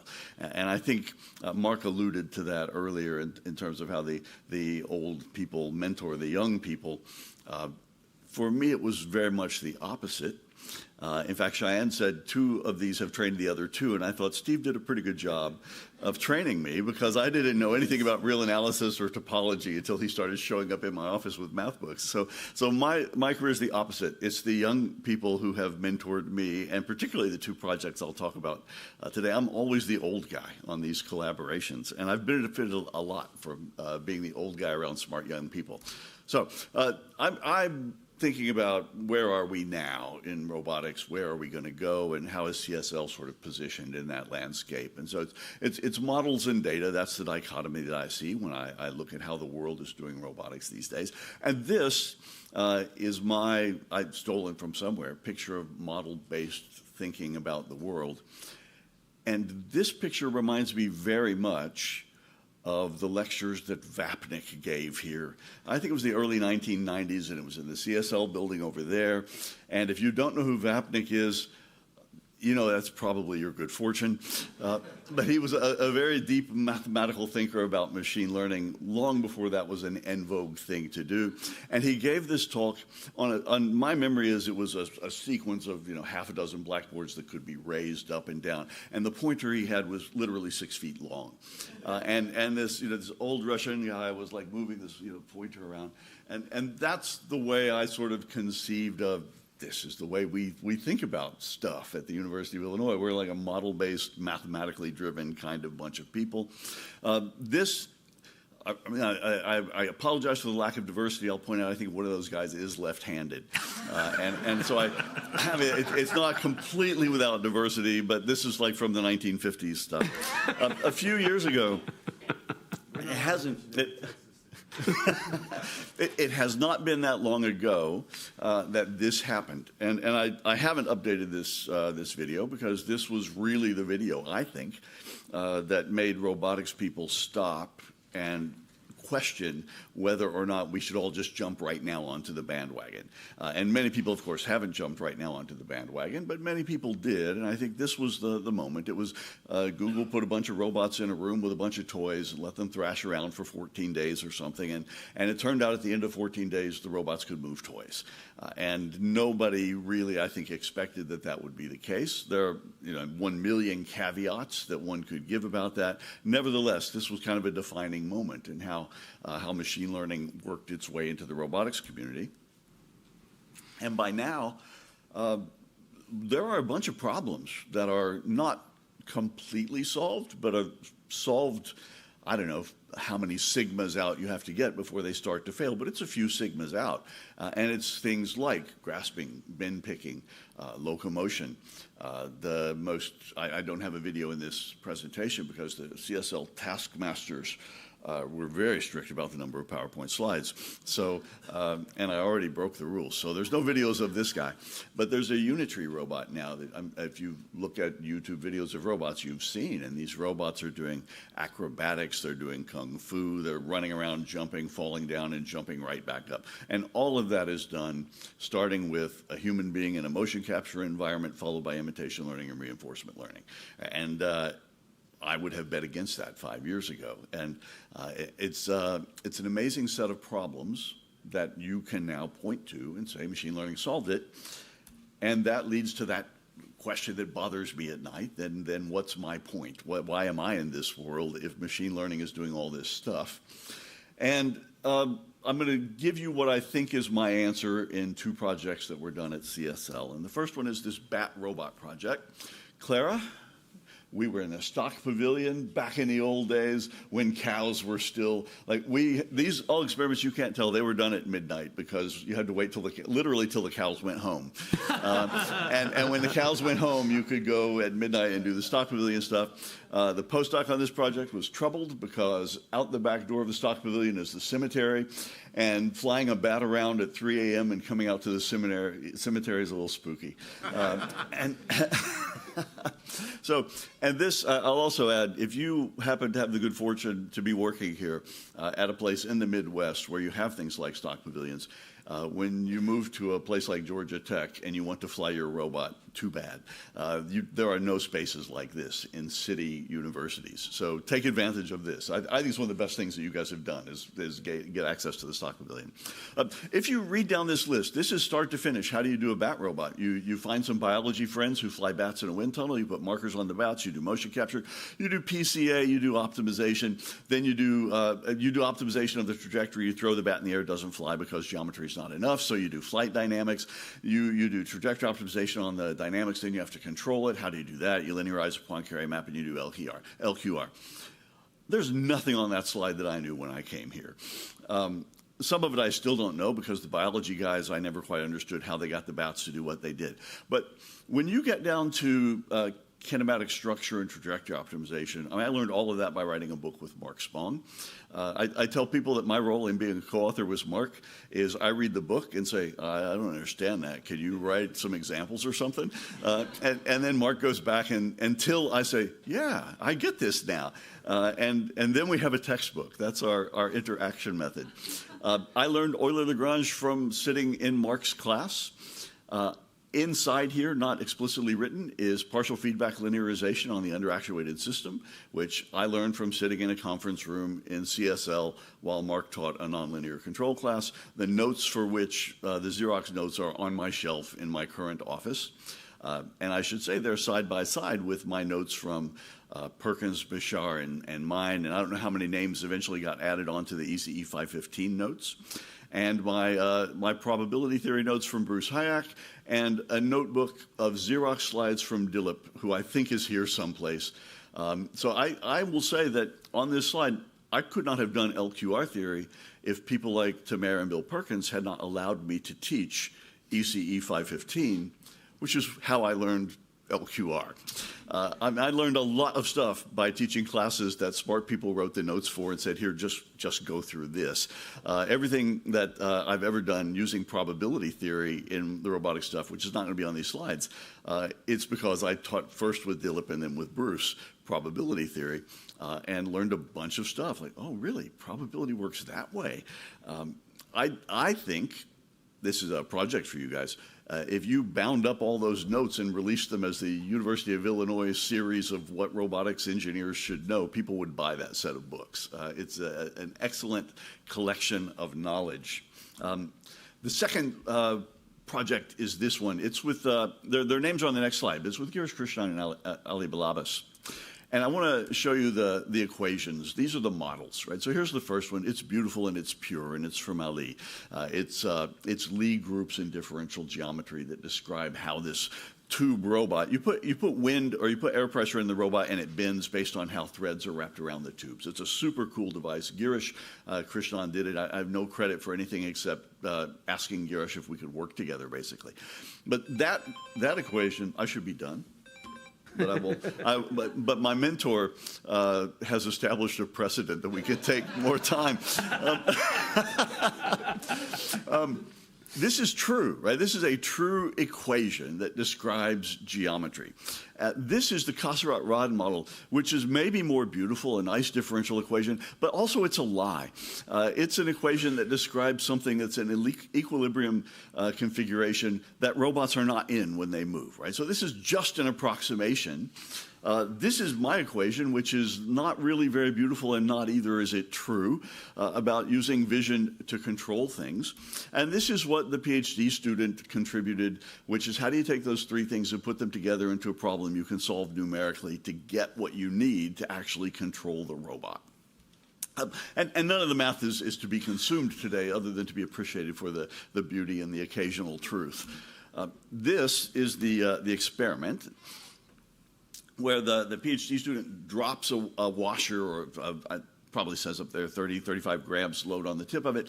And of course, it's a flexible robot. You drop a weight on it and it bends, but we've closed the feedback loop around vision and it comes back to its position just where it should be. And this, I'm going to get now to my conclusion slide, this is why, in my opinion, robots work and can't work reliably long-term in dynamic environments in the absence of model-based control theoretic approaches. And it's the purple line in the middle. Reasonable models, feedback control, pretty good performance. And by reasonable models, some of the models that we used were not reasonable models. The model we used for aerodynamics was by a guy called Dickinson, who basically said, oh, it's a flexible flapping wing, but what if we pretend that it's a bunch of flat rectangular strips that only lift and drag matter? And that's exactly what we did. And now, instead of doing integration, it's, as Dawn said, it's just a bunch of summations, and it literally is a bunch of summations over rectangles. And that's a stupid way to model aerodynamics, but you can model it that way in real time. You wrap a feedback controller around it, and now you have some real hope to get performance. We have a robot bat that could fly across the stock pavilion. Not the length of the stock pavilion, but the width of the stock pavilion. You guys are now doing the length of the stock pavilion, so well done for going the other dimension. With the flexible robot, the continuum robot, I think the idea that you might learn an open loop controller that could position that robot reliably is a long shot. And if you extend even slightly to the notion of external disturbances being applied to the system, it's just off the table as a possibility. And so I think there's a lot of need for feedback control in robotics, which I think nobody in this room is surprised by that. But people at some conferences might be surprised by that. The idea that you can learn feedback control is a wonderful idea that I haven't seen actualized yet. And part of the reason is because when you use a data-driven approach, you don't have the opportunity to see the effect of feedback on the outcome. You just have a big table of inputs and outputs, and you analyze inputs and outputs. And if it happens that the inputs you apply are represented in the table, and the state in which you apply them are also in the table, you can draw some conclusions. But the massive amount of data that you need, as is well known, you need billions and billions of things going in. And with robots, you don't get to have that because the robot moves around in the world, and the first time it makes a mistake, the robot breaks. And so data collection could be hard, it could be expensive, it could be time-consuming. With the robot bat, every time the bat crashed, it was 24 hours because you had to wait for the glue to dry. It's just real robots, you don't have the luxury of data collection at enormous rates the way you do with text, where you have a corpus on the internet, for example, that's readily available. So the part about the future is in red. I really believe the future, the areas where it will be easy to make important contributions that are meaningful and have depth coming from both sides of this, maybe it's not a chasm anymore, but this small divide between data-driven and model-driven approaches, will be how do you combine those things? How do you get robots that are actually learning in practice by exploiting what we know how to put in? And how can we take advantage of the feedback control loop in the process? And I will stop there. Thank you.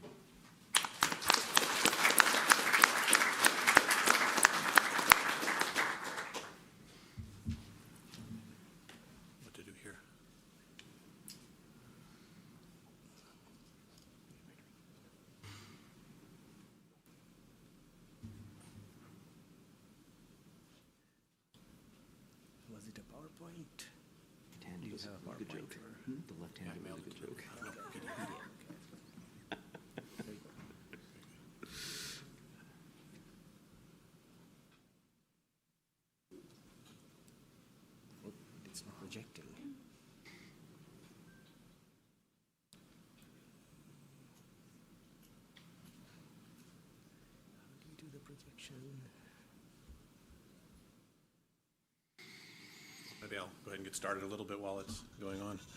So thank you very much. It's great to be here. It's kind of a surreal feeling for me. I came to the University of Illinois in 1987 as a transfer student. I grew up in Missouri. And in computer engineering, they said that in the application process that they don't take out-of-state transfer students. And I couldn't figure out how to afford to study here when I was coming in as a freshman. So it took me a couple of years to figure out how to borrow enough money. But I wrote a letter with my application saying I think you ought to look at it anyway. What side of the Mississippi River I grew up on shouldn't be a factor. And they took a chance on me and let me in. So I was very grateful to be allowed to study here. And it's really amazing. I had so many great teachers and mentors. Franco Preparato was my undergraduate advisor and gave me a lot of good advice. No. And also, I see some of my teachers from my undergraduate days. Nancy Amato was the TA of the algorithms class I had. I see Michael Louie back there, I believe. Wen Mehu was here, I think, at some point. And so it's really incredible to see all of you and many more. I think also what I want to say is, of course, my advisor, Seth Hutchinson, was very influential. I was his first student, so it was like joining a startup. So that was really exciting. Everything good here? Yep. Okay. Well, that's the problem with PDF files is they don't go to the second screen. They got to go over here. Okay. And then we have to look all the way over here and click it right. Well, now I don't know.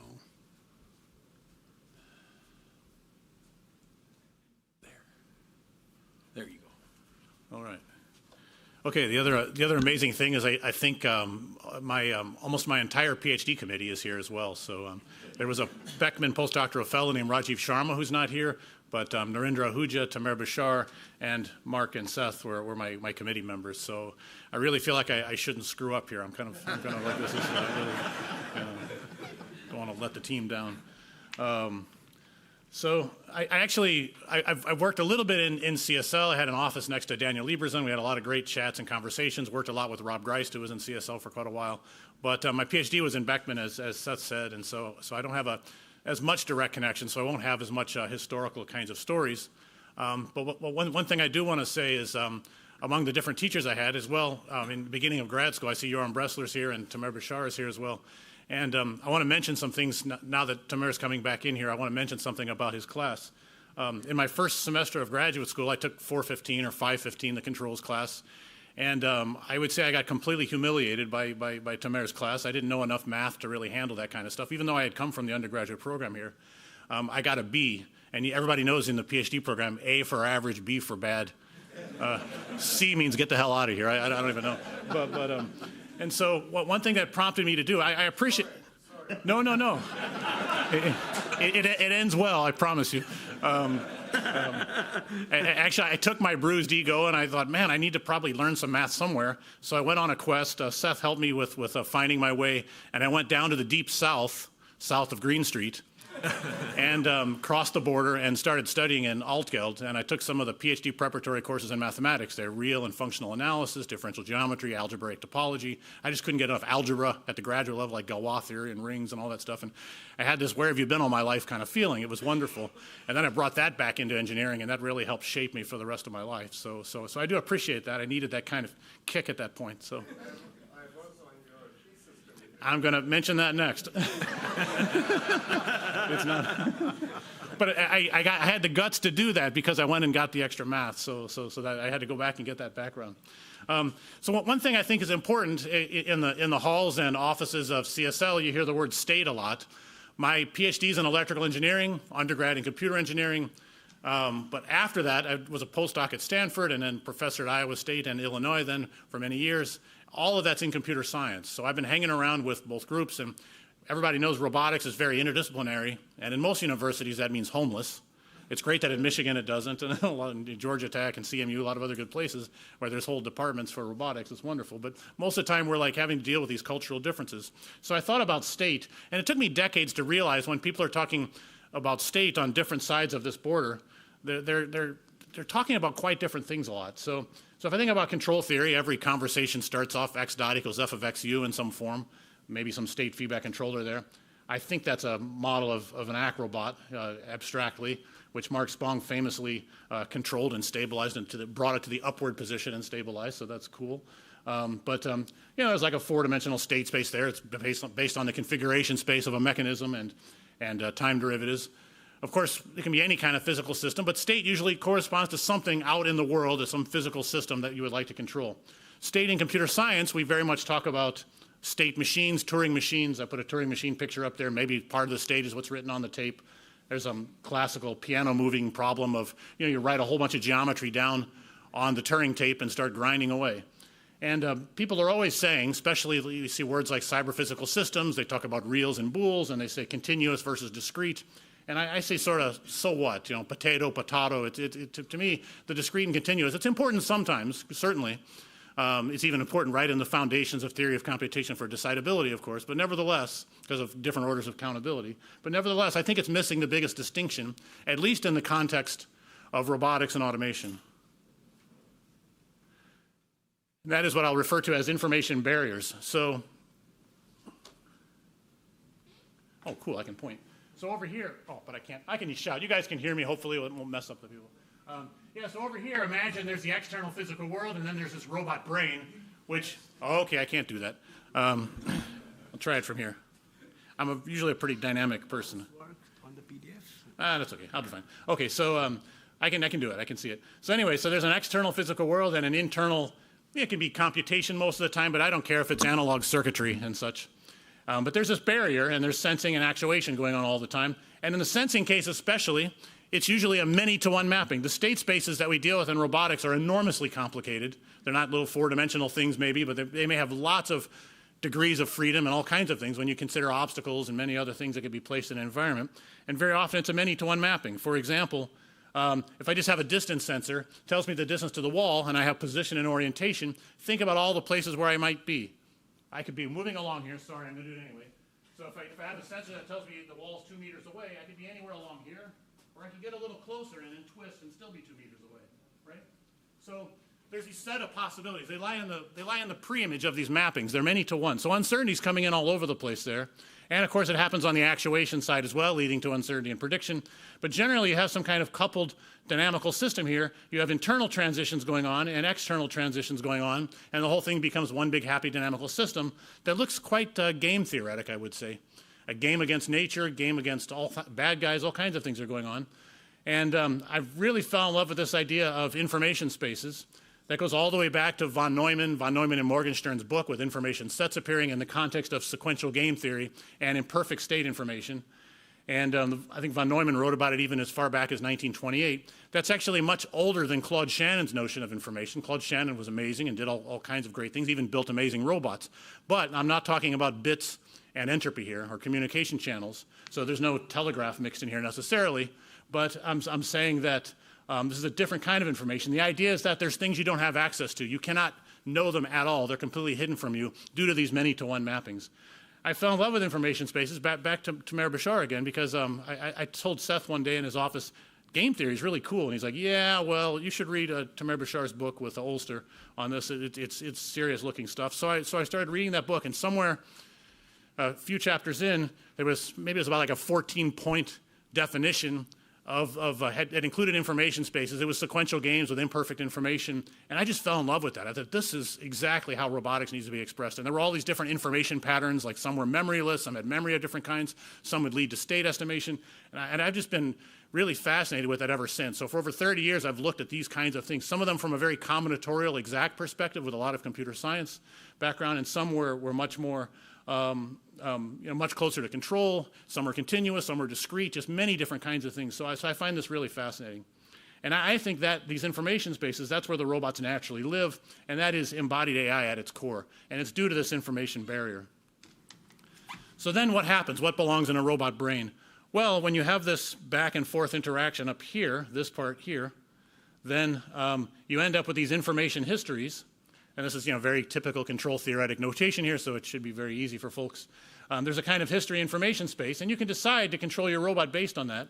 By the way, I've seen the term information states starting to show up in machine learning literature, deep learning literature in the last few years, so that's very interesting. So I don't know if they know that it goes back to von Neumann. I don't think they're citing Tamer's book necessarily, but they found it somewhere. Maybe they read it. It's in my book on planning algorithms as well, quite a bit. But in any case, here's something really fundamental that we've been thinking about, and this relates back to state again, and I want to then connect it to deep learning, and then I'll hopefully shut up. Imagine there's a kind of transition map here. So these going across horizontally are just different discrete stages. I get a new observation, and action was taken. I go to the next history information state. That's just concatenating information onto your history. What we'd like to do is live somewhere down here in a kind of what I call derived information space, where you stay down here, discard all the history, and just use this smaller information state and then transition inside of there. So I want to understand what kind of mappings can I get here that are sufficient for transitioning, being able to predict what the next step's going to be using only this new smaller information state and not the entire history. And then there's a very general question then, what's the minimal information space and transition system that corresponds to that, or dynamical system, if you like, that corresponds to that I can get away with. It ends up being minimal. In my group, we came up with, in the last few years, been working on this somewhat feverishly with support from the European Research Council, ERC Advanced Grant. And one of our general results, it's kind of paraphrased here, so it's in some form, but imagine you start with some petition of a history information space. Petition could be into, like, there's a goal set and a non-goal set. And then what I want to know is, can I find the smallest brain that will let me control it and get to that good set? And there's a lot of, you could also take an LTL, linear temporal logic, or other logics and try to describe on the space of histories what you'd like to do, and where the good places are and bad places and so forth, and also this general theorem applies. But what we showed was that there always exists, and this is in a very general setting, like at the level of ZF set theory, so it doesn't matter. There's 3 postdocs that work with me on this, Başar Sakçak, who's a professor at Maastricht University now, who's a control theorist, Kalle Tilbury, who's a dynamical systems mathematician, and Vadim Weinstein, who's a descriptive set theorist. And Vadim says this will work on function spaces of Polish spaces into more Polish spaces. It doesn't matter. So it's very general. So there exists a unique minimal information space that is by simulation equivalent to the one that you started with. This always exists. And the fact that it's unique is really astounding to me. There's a lot of interesting special cases of this kind of structure. The common filter, or should I say the swirling filter, is a great example of this. But there's many, many more. So it works in stochastic settings, deterministic settings, and so forth. So I think it's fascinating. I think that we found some number in our work, maybe half a dozen or more of new ones that people didn't know about. But I think these minimal structures are all over the place, and people ought to be looking for them. And I'll give you one kind of example here that's very, very simple that actually deep neural nets have some trouble with. And it's easy for us looking down as gods to see this. Imagine I have a simple 1D robot moving along the integer line here. I have two commands, go forward or backwards. So I feed it a string starting at 0, and I have a sensor that only outputs a 1 if you're at this goal, number 2 here. We can see it as gods, but the robot doesn't have access to that. Otherwise, it outputs a 0. What I'd like to do is figure out what's the minimal information space here so that this robot can predict when it applies the next action whether or not the goal is going to fire, whether or not the sensor is going to tell whether or not it's in the goal. So what it has to learn is this relation here. Now, we've done some deep learning experiments. Aviv Tamer, who's a well-known machine learning, deep learning person at Technion University, has been working with us on this as well. And the idea is to maybe train on some number of strings up to length 30 and then see if it can predict what's going to happen after 100 steps of the robot or 1,000 steps of the robot. It does okay, but it maybe has 10% errors and things like that. So you can approximate it, but it doesn't quite work right. And so that's very difficult. One of my students tried to ask an LLM how to do it, and the LLM started talking him into working on something else. And if you think about it from a south of green algebra perspective, we all know this is we get a free monoid, control theorists like that, you get a free monoid of these sequences of control signals. All it has to learn is this extra relation, right? So you heard the phrase, a picture is worth 1,000 words. Well, a relation is worth an infinite amount of data. So these things are quite simple. And these things generalize, and these structures are all over the place, as I said. So one of the things, as I finish up here, I really appreciate this emphasis, as everyone has said, of CSL on fundamentals. And I think my interaction with the CSL people has really shaped my thinking a lot. And I think one of the things I think as a researcher is I believe research should be beautiful or useful. It's very rare that it's both. Since I picked on Claude Shannon, maybe I'll say that information theory paper is both, but nevertheless, beautiful or useful. And I think there's a lot of emphasis these days on the useful part. I hope that the pursuit of beauty continues in CSL for many years, and I'll give my favorite example of that. In 1989, there was a paper written in CSL that now has about 20,000, almost 24,000 citations about on Google Scholar, and it was written by a guy who was doing some functional analysis showing how some functions could how a neural net, which was not popular at all at the time, so considered useless, could approximate some class of functions uniformly, right? And that was George Sabenko. So I thought that was really impressive, and that probably would not be a strategic direction that one would suggest that George should go at that point. So it was almost embarrassing to work on neural nets at that time. So that was very impressive, and it's a beautiful paper. Thank you very much.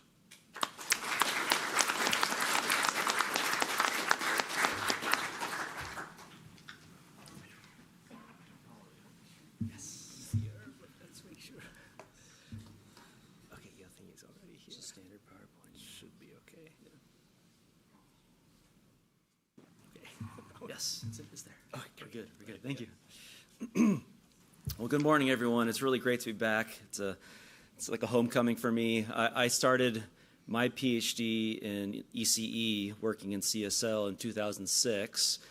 I also learned a lesson in humility taking linear systems theory with Tamer Başar. Perfect. Yeah, I had done great in my undergrad feedback controls class, and so I figured that linear systems theory would be a cakewalk, and that first midterm really taught me a lesson. I will say that Tamer was very gracious when I spoke with him in his office afterwards, and he said, if you take this as a learning opportunity and you do better on the next midterm, I'll just replace that score with your new score. And I did well. Ended up doing very well in that class. And I wanted to say that I've actually used that same philosophy, that same policy in my classes. And I can't tell you the number of students that have come to me in that same position, and I've told them the exact same thing and used it to motivate them to succeed in that class. So yeah, thank you, Tamer.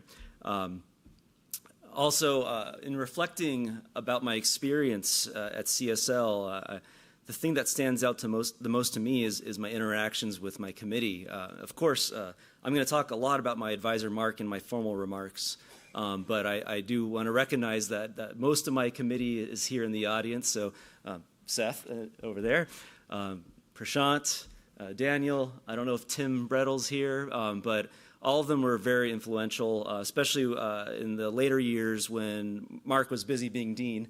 I would meet very frequently with my committee members, and I don't know if they were too kind to tell me that I was taking up too much of their time, but they were very gracious with their time and very inviting and stimulated a lot of interesting ideas. And I've tried to encourage my own PhD students to take advantage of their committee members at Michigan, but maybe they just have more self-awareness that their committee members are busy and they haven't done it to the same degree. But anyway, I definitely benefited a lot from those interactions with my committee members. As for my formal remarks, I want to talk about the role of passivity in legged robots, which really around the turn of the century was coming to a popular point in the dynamic walking community. So at the time, people were unsatisfied with how humanoid robots were walking. Honda Asimo comes to mind with its crouched walking gait. And so there was this discovery of these passive dynamic walking gaits, like we see in this video here, where a very simple bipedal mechanism can walk down a gentle slope without any actuators whatsoever, just using momentum and the exchange of kinetic energy and potential energy and impact dynamics. And the community kind of formed around this notion that we could have very natural ballistic walking gaits that mimic the efficiency of human locomotion, and we can do better than the humanoid robots at the time. And in fact, the whole conference and community was formed based off of this, named the Dynamic Walking Conference. And so Mark proposed this passivity paradigm for dynamic walking to turn these passive walkers into actuated walkers. So the idea being here that if you have actuators at the joints of the robot, you could change the closed-loop dynamics by shaping the potential energy, for example, by just rotating that gravity vector so that the relative angle between the slope, the ground, and gravity remain constant. Then you can turn this passive dynamic walking gait into an actuated walking gait on arbitrary slopes, in this case a flat slope. And what was also nice about this approach is that it was a mechanically passive continuous control paradigm. So in the continuous dynamics, if you were to follow the same path, or if you were to have a closed path, this control law could not do net work. However, with the introduction of hybrid dynamics, essentially resetting like a virtual spring, so to speak, every impact, then it can do positive work and allow the robot to locomote on arbitrary slopes. And so this notion of passivity was very appealing, because then you could have safety guarantees or assurances in the continuous dynamics, because it won't grow unstably. The energy won't grow unstably, but then when you introduce hybrid dynamics, then it can actually do constructive things. Now, this paradigm was again, took hold for about 10 years, and then in my PhD work, we worked on trying to bring this to 3 dimensions and have it do fun things like navigating different types of walking paths, but we never really made it much further than that, never really made it into hardware implementations. And perhaps because around that time we saw a paradigm shift to the compute paradigm. And so this is work where most famously Boston Dynamics used model predictive control, essentially online trajectory generation, to continuously update its walking trajectory, its walking path, based on a model of its dynamics and projecting forward in time, and then trying to optimize the trajectory to maybe minimize energy or increase stability.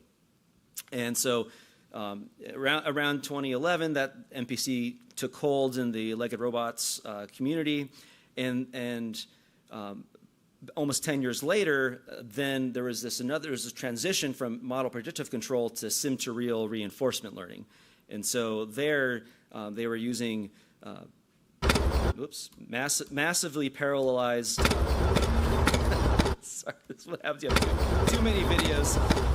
Can we mute this maybe? Let's see. There we go. All right. So in sim-to-real reinforcement learning, we are able to do tons of simulations using physically realistic simulation models to learn a policy that you can then deploy on hardware, sometimes with zero iteration. So zero-shot reinforcement learning has become the standard in recent years. And so Boston Dynamics has, again, kind of stolen the show with the new atlas, again, as Seth had mentioned, using imitation learning of human demonstration data and then reinforcement learning to try to best mimic that while maintaining stability.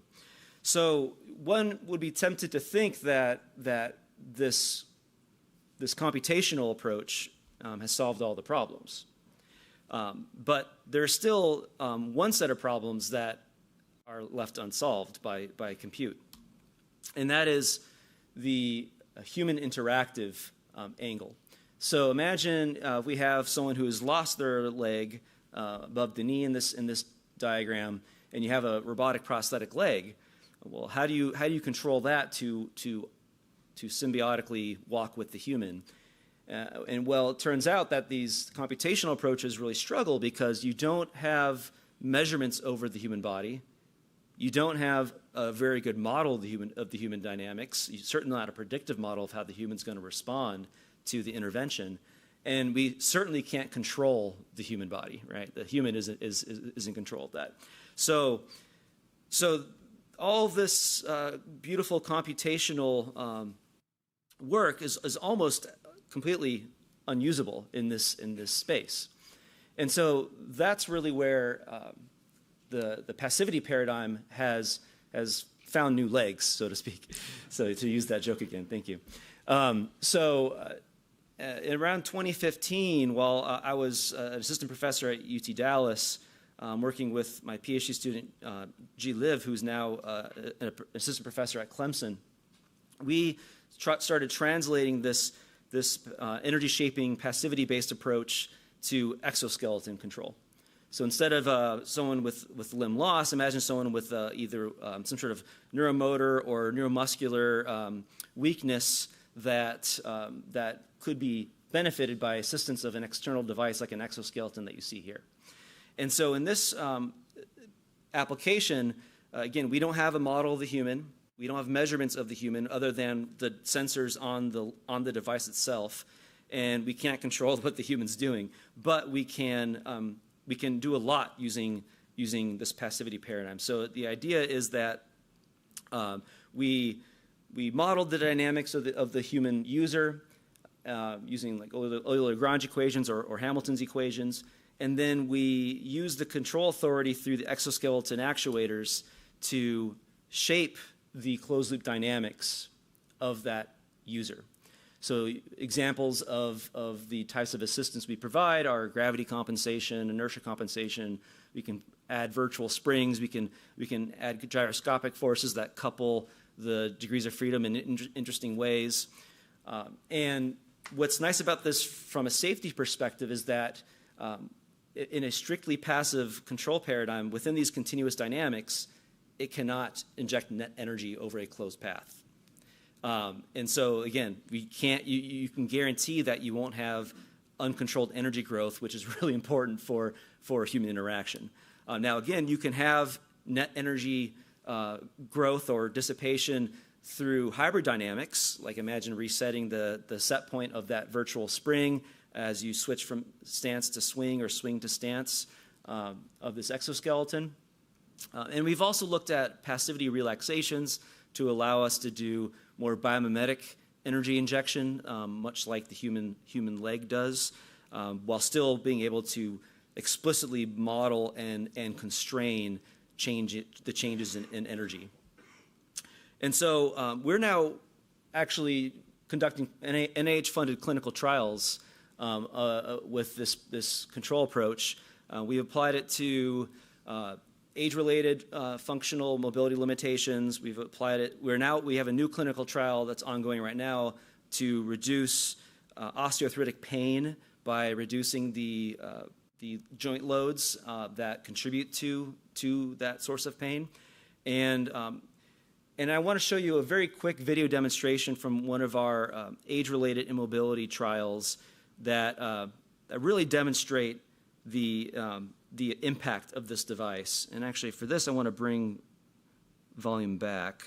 Hopefully we can bring the volume back, because his commentary is key here. So anyway, hopefully people, yeah, great. So this gentleman cannot climb stairs in the natural step-over-step manner. Yeah. Sure, let's do that one more time. So notice how he's kind of shuffling up the stairs, and this is due to quadriceps weakness, which is very common as people age. Now, this is his first try with our knee exoskeleton, which is reinforcing his quadriceps. Okay, great. That's amazing. All right, cool. That is absolutely amazing. Awesome. All right. So he was a big fan, and so yeah, we can essentially restore this normative step through or step over step walking gait by reinforcing the strength of the weakened quadriceps, and we could also do other things like improve the time it takes to rise from a chair, or the number of times you can rise from a chair repetitively, which is a typical physical therapy test of functional mobility. And so we also are able to restore normative power output of the joints when you factor in the assistance of the exoskeleton. So essentially, the power output of the biological joint tends to decrease as you age, and so we can restore that back to young, healthy levels with the exoskeleton assistance. And so this work has all been founded in this principled physics-based paradigm, the passivity paradigm, which I think we are integrating aspects of machine learning in it. Like we use human data to train these types of compensations that we provide, or assistance factors that we provide. We use human data to train those, but the actual foundation of it are these physically interpretable and passive components that ensure these systems function in a safe and proper manner. So that's all I had to say today, but thank you for your time. Happy to contribute to the discussion next.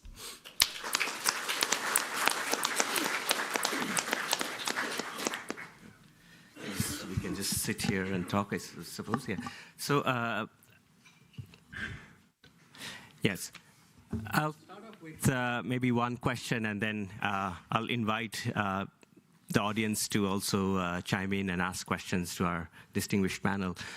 So, in many areas of science and engineering, open problems and lower bounds often inject a lot of energy and propel the field forward, right? On the theory side, Goldbach conjecture, the famous P versus NP problem, and the ABC conjectures, these things have driven branches of computer science and math forward. On the experimental side also, like invention of the blue LED, for example, was a big open problem for the longest time. So could you speak a little bit about what are the open problems that the next generation of roboticists could be thinking about, maybe in this time frame of, like, think about the next 25 years of CSL in that time horizon? Don't look at me. So, well, I've been saying for some time, I think that one of the main challenges I think in robotics are perception and manipulation, and those have all for a long time have been open. I think they're still open. People are looking at problems of stable grasping. They're using AI and learning for that, but I think it's this whole idea when you're interacting with the physical world and dealing with uncertain mass and friction and all these mechanical things. The problems become more difficult than writing chess programs and that sort of thing.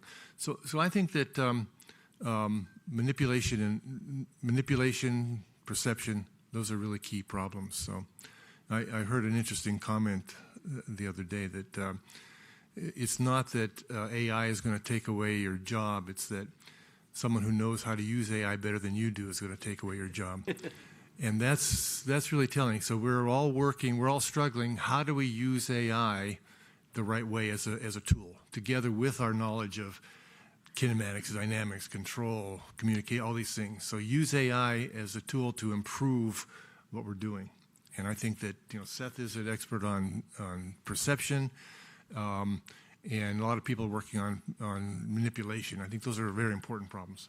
Thank you.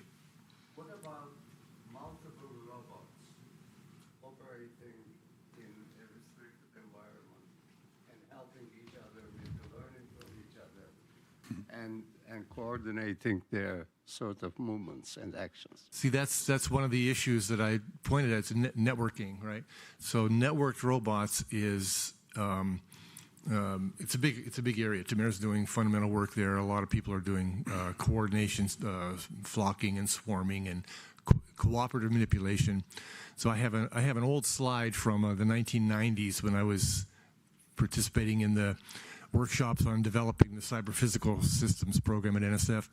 That now we're talking about going back to the moon, right, and build a moon base. So you're not going to send a whole team of construction workers up there. It's too expensive, remote, etc. But robots themselves, back away. So robots, there's not enough autonomy to have robots do it themselves. So you're going to have humans and robots working together. So you have to have robots work in teams. So, for example, I have a whole team of robots that want to move a table. So they have to coordinate their structure to in their formation to maybe maintain forces. And then I have a single joystick or a single command: move that table over here, or put up that piece of drywall. So the human gives high-level commands. The robots have low-level intelligence to maintain to cooperate, maintain formations, and the human can be even in Earth orbit or on the ground and teleoperating these robots. So then you have the issues of time delay, you have the issues of communication, noise, jitter, and all these things. So a lot of research questions for having humans and teams of robots working together. And that's where a lot of the expertise in networking and CSL comes in. So I let my colleagues amplify. I want to go back to Shayan's original question. So one thing I've observed after working in robotics for decades is that it's often perceived as an application field, not a field, but it's somebody else's application. It's an application of nonlinear control theory. It's an application of algorithms. Now it's an application of machine learning, right? So in order to be a field, it needs to have some serious, deep theory, I think, that makes it unique in some way. So I think it's still missing its, let's say, Turing machine kind of moment. And a lot of the steps we've been taking, a lot of the things I'm interested in are like basic, analogous to decidability kinds of questions. And there's still complexity kinds of questions and these kinds of things that come along later, I think. And I think there's a lot of opportunity for that. While, of course, we live in an era where you can build exciting robots and do all kinds of amazing things. But I really want us to go further towards the theoretical developments and the fundamentals, and I think CSL is a great place to do that. I also wanted to say, I forgot the punchline in my talk. The robot at the end, stepping back and forth on the number line, learns the idea of coordinates. So that was the thing. It's a hard thing to learn, it turns out, but we take it for granted. I'll learn how to use the microphone. It's on. You can just stop. Yeah. Okay. I'm going to add non-elegant problems to the list of things that are in our way, that are engineering problems and infrastructure problems. Power is a problem, form factor is a problem, actuators are a problem, and infrastructure is a problem. I mean, the reason 1 million people aren't going to have robots in their home tomorrow is because a year from now, those robots all need maintenance and repair, and there's no infrastructure for that, and nobody knows what to do about it. The reason, I think one of the reasons ag autonomy hasn't just caught fire is because farmers like to repair their own tractors. We have a level of technology now that the support structure is not in place for that. An awful lot of the stuff that happens now in robotics that's so cool is because, you know, still it's the case that a few to a half a dozen to a dozen really smart people with PhDs in robotics got that robot to do the thing that's on the video now. And if you don't have access to that kind of knowledge in your brain or those kinds of engineers, you can't compete in that space. So I think the people, the tangible example I will give of that is at Unitree. I had a chance to visit the plant last year. The actuators are the thing. If you ask them, like, what's the difference between Unitree robots 2 years ago, which, you know, they were nice and they were cool and dogs walked around and they were cheap, but now, my God, what happened? And the answer is actuators. We figured out the actuators, and after that, things just fell into place for us. And part of that is you can do reinforcement learning if you've got the actuators that will sustain impact in a way that you can't if your actuators fail. So there's just a bunch of engineering stuff that we have to solve to get robots deployed everywhere, which is not elegant, but I think still it's essential. So if I can push on that a little bit. So I was hoping you'd push back. Completely understand. So these are obviously very important problems for the field to move forward, but are these problems that universities would have an important role in, or are these problems where you really need scale? And the Google example you gave, right, like with these... But we're not going to solve infrastructure problems, but the actuators, it's Sangbei Kim and Marco Hutter who revolutionized the way we think about actuators by being roboticists at MIT and ETH, saying, you know what, maybe I'll just start with a pile of metal and wire and see if I can do better than the motors I bought off the shelf. And like if a young assistant professor said to me at that time, I mean, Marco didn't ask, but if he had asked, should I do this? Should I spend time on actuators? I would have said, are you crazy? That's engineering. You know, that's not the way. But, you know, Marco and Sangbei are rich now. Bobby, did you want to comment on? Yeah. Just to add to what everyone's already said, I feel like there was a question that was asked yesterday about how does academia compete with industry that has unlimited resources. Well, when you have unlimited resources, the instinct is going to be just throw more compute and more data at the problem because we can afford it. But it turns out there are some problems for which that is not going to be the answer. I think Mark was touching on that with the manipulation challenges that robots still have today, despite having infinite resources thrown at the problem. So I feel like academia and CSL in particular is really going to be critical in trying to continue to apply first principles thinking to these problems, where maybe industry is too impatient or too risk adverse to do that. And I think physical AI is of course going to be the place where that's going to be the most impactful. Everyone's very excited about physical AI, and until these problems are solved, where we have more efficient pipelines that will certainly involve data, but also will likely require first principles to actually get elegant and satisfactory solutions. Thank you. Yep, please. So don't forget, we have a dual role, right? One of our most important roles is to train our students in fundamentals so they can go out and become leaders at NVIDIA and IBM and other places. So a lot of the stuff that, and that's our big impact in some sense. So a lot of the stuff we do on building robots and experimenting with control, that's kind of icing on the cake. What we're really doing is preparing the leadership for the next generation. So I think that that's going to happen if we continue to stress the fundamentals that they can take with them. And when the world changes 10, 20 years from now, they're going to be able to work in that world. Thanks. So maybe I'll go back to the comment that Steve made about, oh, we are waiting for the Turing machine moment for robotics. That's a pretty interesting way of phrasing that maybe some fundamental problems need to be articulated for robotics. Does robotics have a video maxing problem? What I mean by that is, seems like a lot of the research is driving towards creating these cool capabilities, which is fantastic, right? This has gotten a whole generation of people excited. But if we are only maximizing that function, maybe some of these other taste in developing cool problem formulations are not getting enough attention. Is that an issue? Are we turning a corner in that respect? Yes, the answer is yes, we have a problem. Video, yes.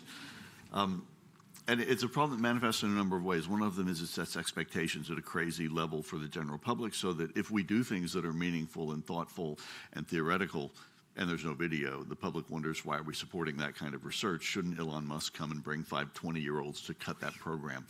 I mean, with like easy targets for that kind of stuff. Yeah, so I think it's a very big problem, and it makes young people think what's important is different maybe than what I think is important. So, man, I could rant. I'm going to stop. Any suggestions for solutions or alternative paths? Maybe just write great papers and train great students. One of the things I think that's problematic is. And I'm really going to sound old, the absence of peer review in the video world. And so we used to say this as a joke in the 90s, all you need is one video. You can do 1,000 trials, but have the camera ready when the robot works. And now that has turned into a way to make millions of dollars instead of a way to publish an ICRA paper. And so it's a different kind of game, and it's completely absent any responsible oversight or any credible objective evaluation.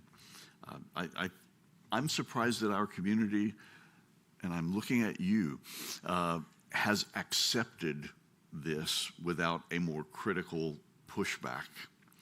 I don't know why famous roboticists in academia aren't pushing back on the assumptions and the constraints, the contrived conditions of the videos. And we can acknowledge, the success in what they're doing while being critical and objective about what's required to make them have that kind of success. I'm not saying we should all be curmudgeons and disavow machine learning at all, but the wholesale embrace of that without critical pushback, and obviously not everybody's like that. I wish there were more critical pushback from the academy.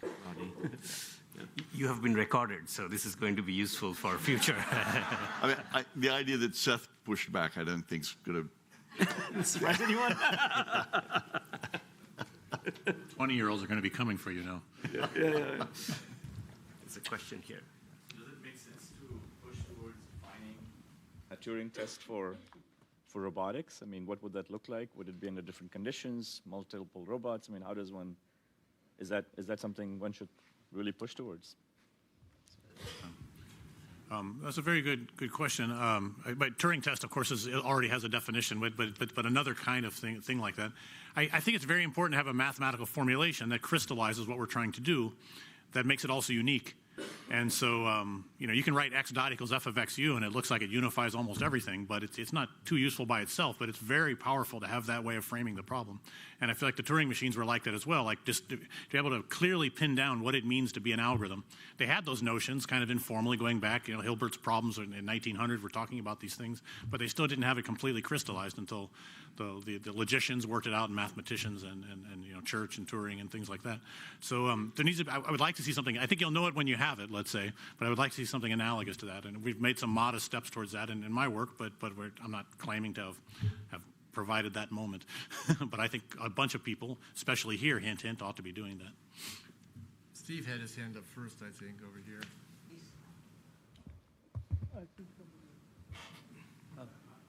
Okay, all right. So, when you were talking about responding to the videos, I thought it was with Gen AI generated robot videos.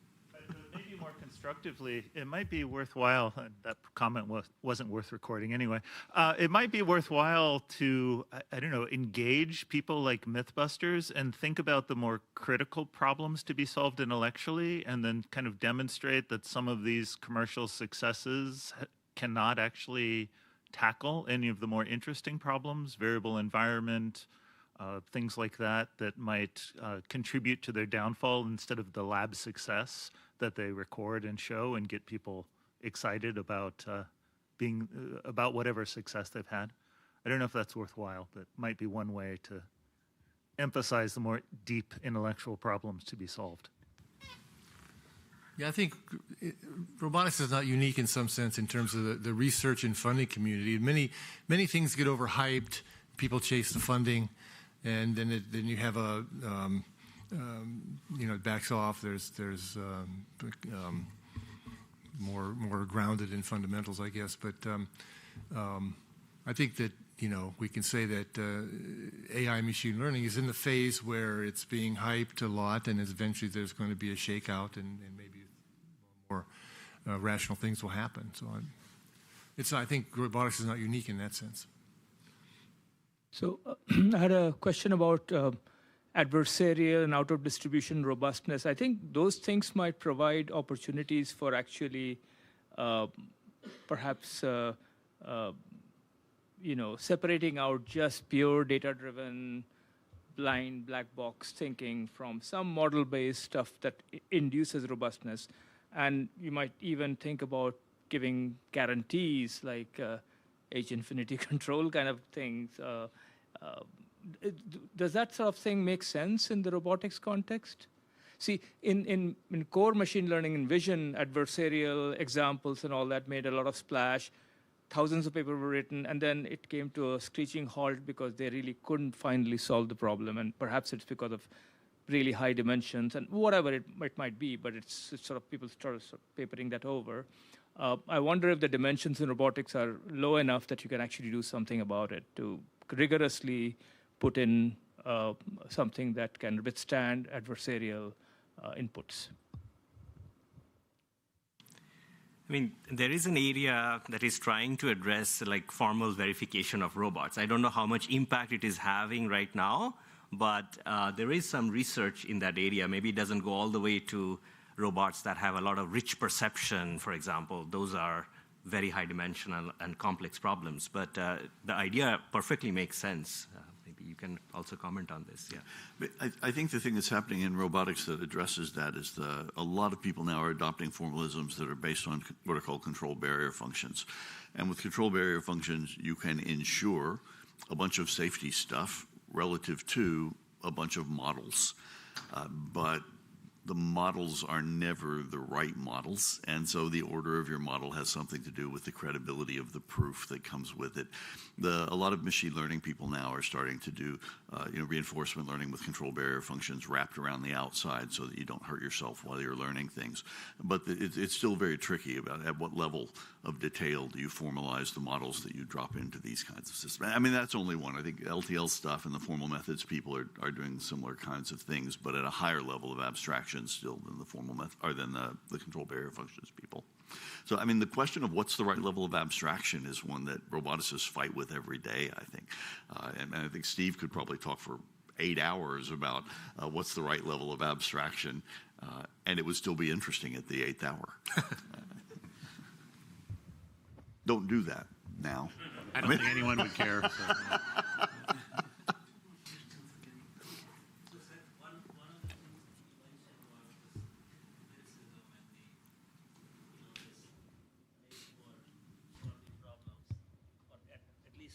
It look like you're solving a problem.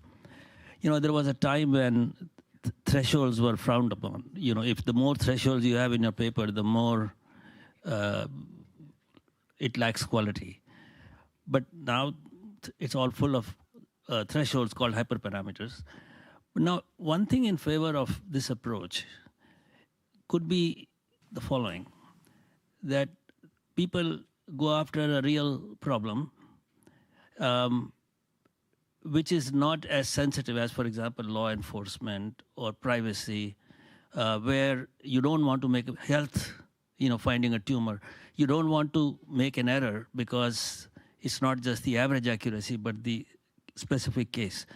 So when people do that, in those problems where this is not the issue, that 95% is better than 90%, and you don't really need 100%, then what happens is while they are making a splash, where people are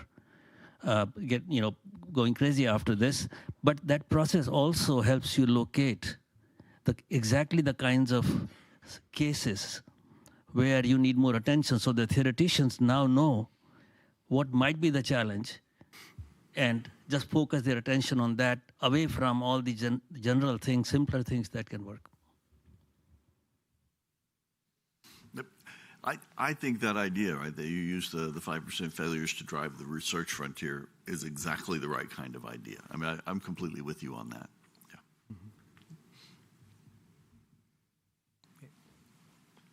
So it was great that you raised the question of reliability and maintenance, Professor Hutchinson, because when you look at the human body and how it functions, we're capable of very rapid movement and lots of degrees of freedom.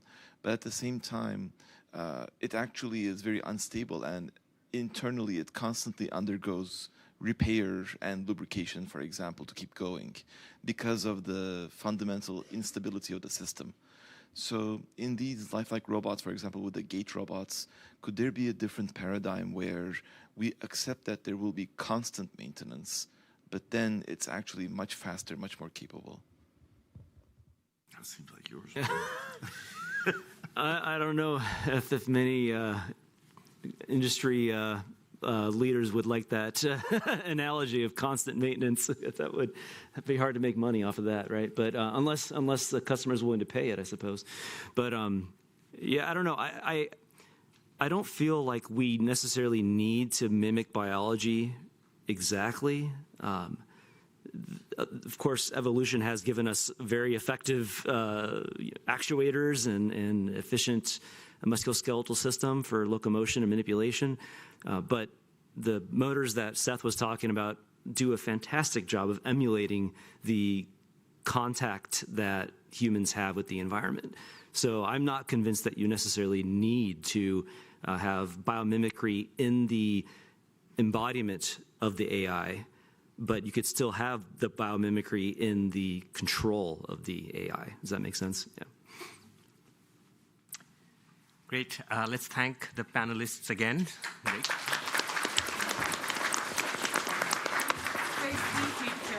Because we would like to take a picture of the audience. Shrikant, if you can wait 2 more minutes, we have a photographer here. I would like to ask the panelists, maybe if you can sit in the front row, and we would like to take the picture for the memory of the 75th anniversary. Thank you. Could I get a photo after that with my PhD committee by any chance? With Narendra and Tamer? I would really appreciate that. Please do so. We have a photographer who can take pictures, whatever you would like to do.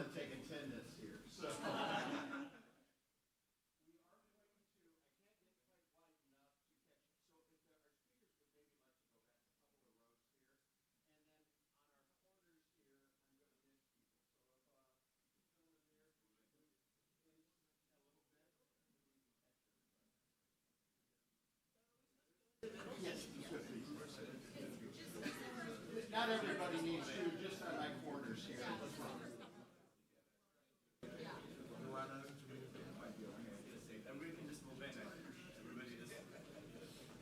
Okay, we're good. I can get everybody here from this. So. Okay, folks, right up here. Good.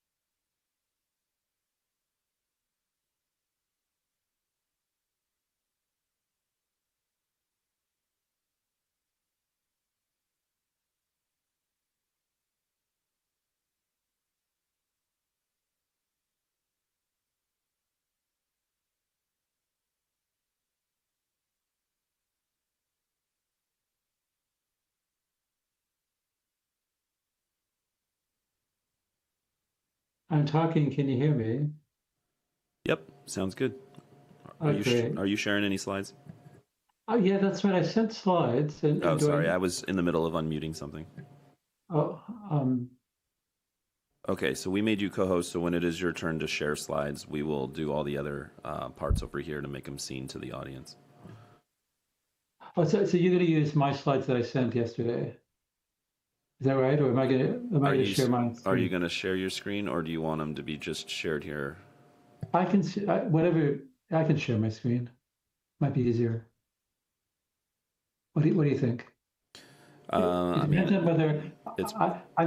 then nobody will see me. I suppose it's better to. Is it possible to have two views, myself and my slides? Yes. If you share screen, we can do both. Oh, in that case, I mean, you can use my PDF, right? That you have. We could also do that, but we'd have to have somebody operate it. Okay. In that case, then I'll just share my. I'm not sure how that works, but I'll do it. Yeah. Do you want to do a quick test? Yeah. Let's test it. So share. Allow multiple users to share. Oh, that's right. I have to. 1 second. I need to go and I'm trying to allow.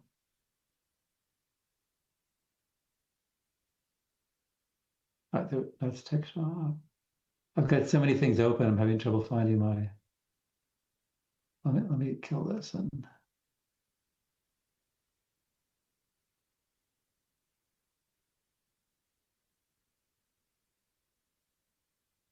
Oh, here you go, Acrobat. There you go. Okay, right, so cool. Yep, we see that. And then I can do Apple L. You can do full screen. Yeah, I'll go to PDF first. Oh, wait.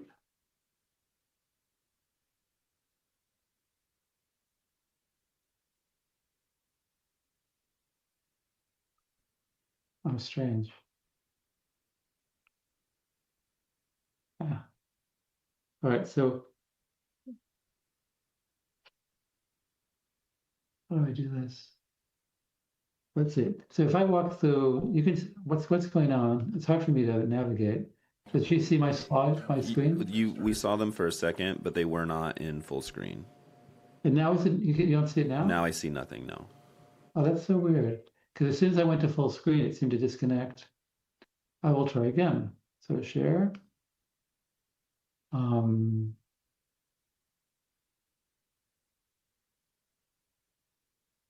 And Acrobat. But first I want to look at Acrobat. And now you see it? But yes, I see it. Right, and then I will somehow try to go to full screen. If I hit view full screen, is it going to disappear now? Yep, it disappeared. So I can't use full screen mode. That is the strangest thing. Isn't that odd? But if I do this, maybe I just did it the wrong way. Let me see. Try again. Zoom. Oh, I'm going to put zoom. One thing I have to do is put zoom on the other side. Luckily I've got two displays here. Share. Acrobat. What did you do? There we go. Let's find her. Bastard.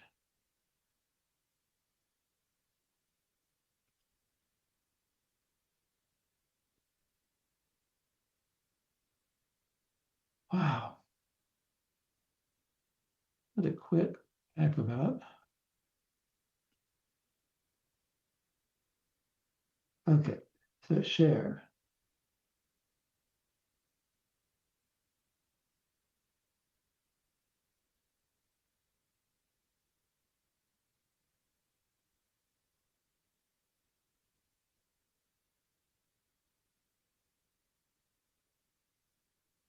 Acrobat. Okay, so you can see it now. I see it, but it still says like Yeah. all the And so sidebar if stuff. Yeah, and so if I could somehow, it's so weird how it will not let me, like all the, it's acting very strangely. Normally there's a green little button to let me go full screen. If I go view, full screen, it's going to turn off. All right? It turned off, right? Okay, what he should Let me on try the this. screen. Let's try Let me do something, that. Sean. Are you No, I just there? did desktop. I just There shared it my is. desktop. Okay, that's That's what it much goes. better. If I share desktop, then I'm fine. Okay, cool. We do see your entire doc though on the bottom. I don't know if you want to hide The that. entire doc. Oh, I see. I see. I see. How do I hide that? I hide it like. I hide it. Yeah, I think don't click on an app in it, but yeah, and in the empty space in it, you can right click and then you can. Yeah, I'm trying to find an empty space to right click. It's funny. There's no empty space to right. Oh, there we go. There we go. Doc settings. Turn hiding on. Yeah. Yay! There, so that looks great. That's full screen. Just in time. All right, that's cool. And I will not touch a thing. Okay, we're on a coffee break currently. Yeah, okay. I think I'll do the same. Coffee break.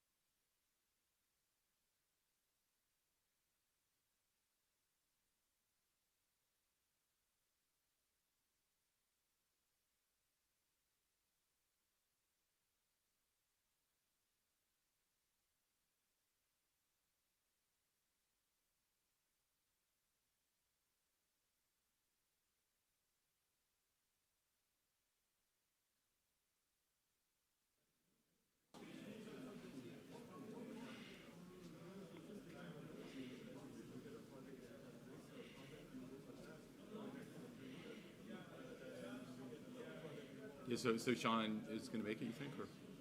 I think so. They were working on connecting him remotely there. He has some health problems, and for that reason, and he'll have some surgery next week. So he hasn't had it yet. I see. No. So the doctor said you shouldn't travel. Right. Yeah. Hey. You have slides? No. Oh. Do you? No. Okay. Okay. Yeah. I think Kumar has some slides. But he told me that he might be backing out. Oh, he might be backing. Okay, sure. Sure. I'll have some slides for introductory remarks, and then we'll go from there.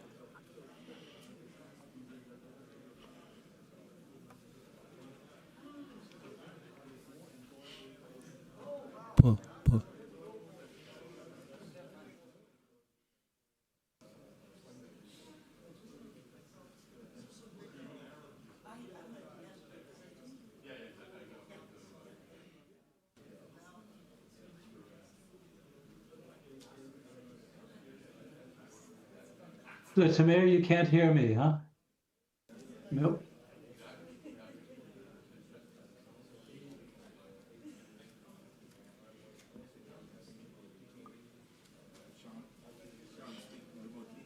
Yes. Tamer, testing. Hello. Geir. Hey, Sean. Hello. Can you hear me out there? Yeah, we can hear you. Yay. Yes, Can you hear us? I can hear you perfectly. And I feel silly making all these slides. Tamer, you need to be right at the microphone for him to hear you. Oh. So, Sean? Yes, I can hear you. Some logistics. I'll start with some history of decision and control. Yeah. And then Kumar will be the first panelist to talk, and then you'll be the second panelist to talk. Okay, sounds good. And was it ridiculous to be making all these silly slides? And are you going to use your slides from there, or should we advance them? Talked to Mr. Miller, and we decided it'd be best for me to do it from here. Okay, you can use them from there. Yeah. Sure. Hey, Angelica, Kumar. Good to see you. Sean is saying, Oh, yeah. good to see you. Good. That's all. So we can all move this way.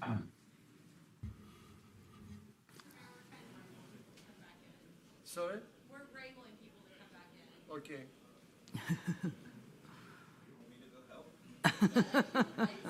Karen was trying to, and I was trying to, but they might listen to you. For what? What's that? Oh, you have to let the people.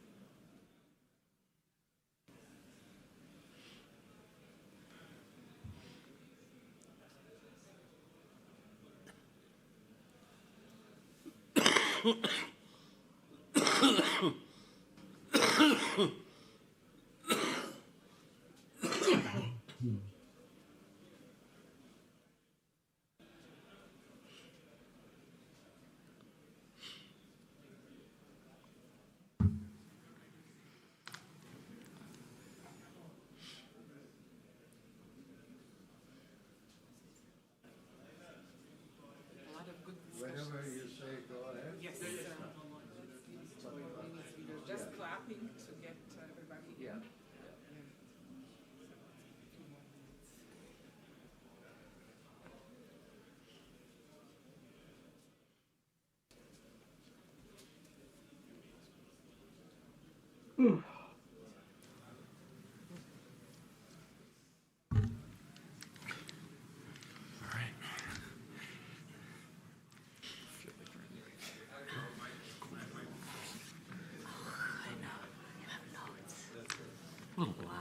I don't. Good. I'll just let it go. Whatever's inside. No, I'm thinking, meaning Huh? Yeah. What is? Oh, come on. Or just because it's illegible, you mean? I was thinking, it should be spontaneous. Yeah, it's true. It's true. Well, But I had numbered something in my head. Sure. The things I would Because like then to we have lunch break. kind of mention, whatever. Yeah. Then you'll say something about it. Yeah. I know. Right. this is not going to be organized. Sure. Okay. And if I run out of text, I'll pass it to you so you can finish the list. Like you're ready, you're well prepared. Oh.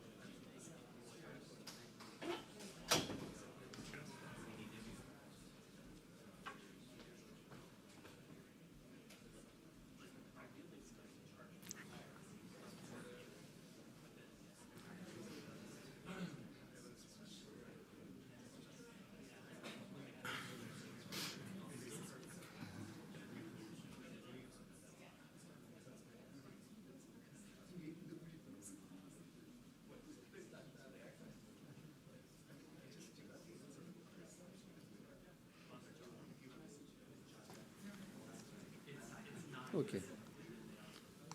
Okay, good morning and welcome to this last panel in the morning of this incredible two-day meeting. And this is a panel on decision and control. And our distinguished panelists are listed here. And they're all at different institutions they come from, but they were all faculty members with the Decision and Control Group and at Illinois. And we say that once you are with Decision and Control, even if you go somewhere else, you are still a member of the lab. So I consider them to be members of the Decision and Control lab. And Sean is going to join remotely, and Geir, Kumar, and Angelia will be here as panelists. Now, I'll do it a bit differently from the other panels. I'll start providing some historical information on the Decision and Control lab and how it started, where we are, but then stopping at the end of the last millennium, and we'll have our panelists make projections into the future as well as talking about their involvement with Decision and Control lab. So you have all heard that it started, you can trace back Coordinated Science Lab to 1951 when it was a control systems lab. And it was classified, and Clara, in her opening speech presentation, eloquently gave you the historical sort of changes that happened and why it was classified at the time and how it became declassified. And so until 1959, it was a control systems lab. And then once it was declassified, and I said this yesterday at the dinner mentioned this, that they had to use the same acronym, CSL, Control Systems Lab, standing for, but make it much broader and more encompassing and more futuristic. And so the coordinated replaced control. So Coordinated Systems Lab, CSL. Now the origins of DCL, Decision and Control Lab, definitely goes back to 1951, which was classified, but I will really start it with 1959, when different groups were formed within the new CSL. And control research was under adaptive systems. And so that was the name given to the group. And there were only 2 members of the group. And we have, many people have mentioned the contributions of Mac van Valkenburg and to the development of CSL. And from day one, actually, from 1959, he was the associate director. And he was a member, or he made himself a member of this adaptive systems group. And the second member in 1959 was Joe Cruz. And Joe Cruz had just received his PhD from Illinois under Mac. So here is a mentor and a student forming the group. In 1961, Bill Perkins joined, and that started the era of sensitivity theory. In fact, Bill Perkins and Joe Cruz joined in their efforts toward publishing several sort of key papers on sensitivity theory, and several, a book came out of that, and several IEEE papers. And then in 1965, so by until 1965, there were only 3 members in the group, and Mac was sort of an honorary member because he wasn't doing much control. In 1965, Petar Kokotovic joined, and this expanded the portfolio, research portfolio of the lab, and including singular perturbations. And it's an interesting, again, coming back to Mac, he, in 1964, he attended a conference in Dubrovnik, Yugoslavia at the time. And there he met the young doctoral student who was doing his PhD in Moscow, just about to complete his PhD, Petar. And he was so impressed with the conversations that they have had that he invited him to come to the United States and have a feel of the research environment there. He arranged meetings of Petar with Lotfizadeh at Berkeley, and these are all the, Lotfizadeh is the fuzzy logic person, and then Richard Bellman at USC, and also Harold Chessman. And so Petar was very impressed with these visits, and then they made him an offer to join Illinois right on the spot. And so he joined in 1965, and this expanded the research portfolio, as I said, including singular perturbations, and then which had important applications. This is time-scale separations in power systems, and that's where Petar also contributed to. And then in 1974, the next, not too many people know this, Dimitri Batsekas joined, and but it lasted for only 5 years, and this was, he was at Stanford, and he had received his PhD at MIT under Ian Rhodes, and he came and he expanded the research portfolio again, the landscape, including stochastic control. And one of his one of the products of his during his stay is a book on stochastic optimal control, which was written jointly with a student, PhD student at the time, Steve Schrev. And this is the discrete time case, which is the first. We know that Dmitry is very prolific in terms of the books, and this was his first book, but a very rigorously sort of analyzed aspects of stochastic control. And Steve Schrev then graduated. He was a student in the math department. He received his PhD in math and then went to CMU, I believe, and was there for many, many years. And so this is how it was until about 1980s. So Dmitry had come in and then had left, so only about Joe Cruz, Bill Perkins, Petar, and Dmitry was there. Now, I should mention, this is something that Vince also mentioned, and Tim also, and then and Vince used the word glue.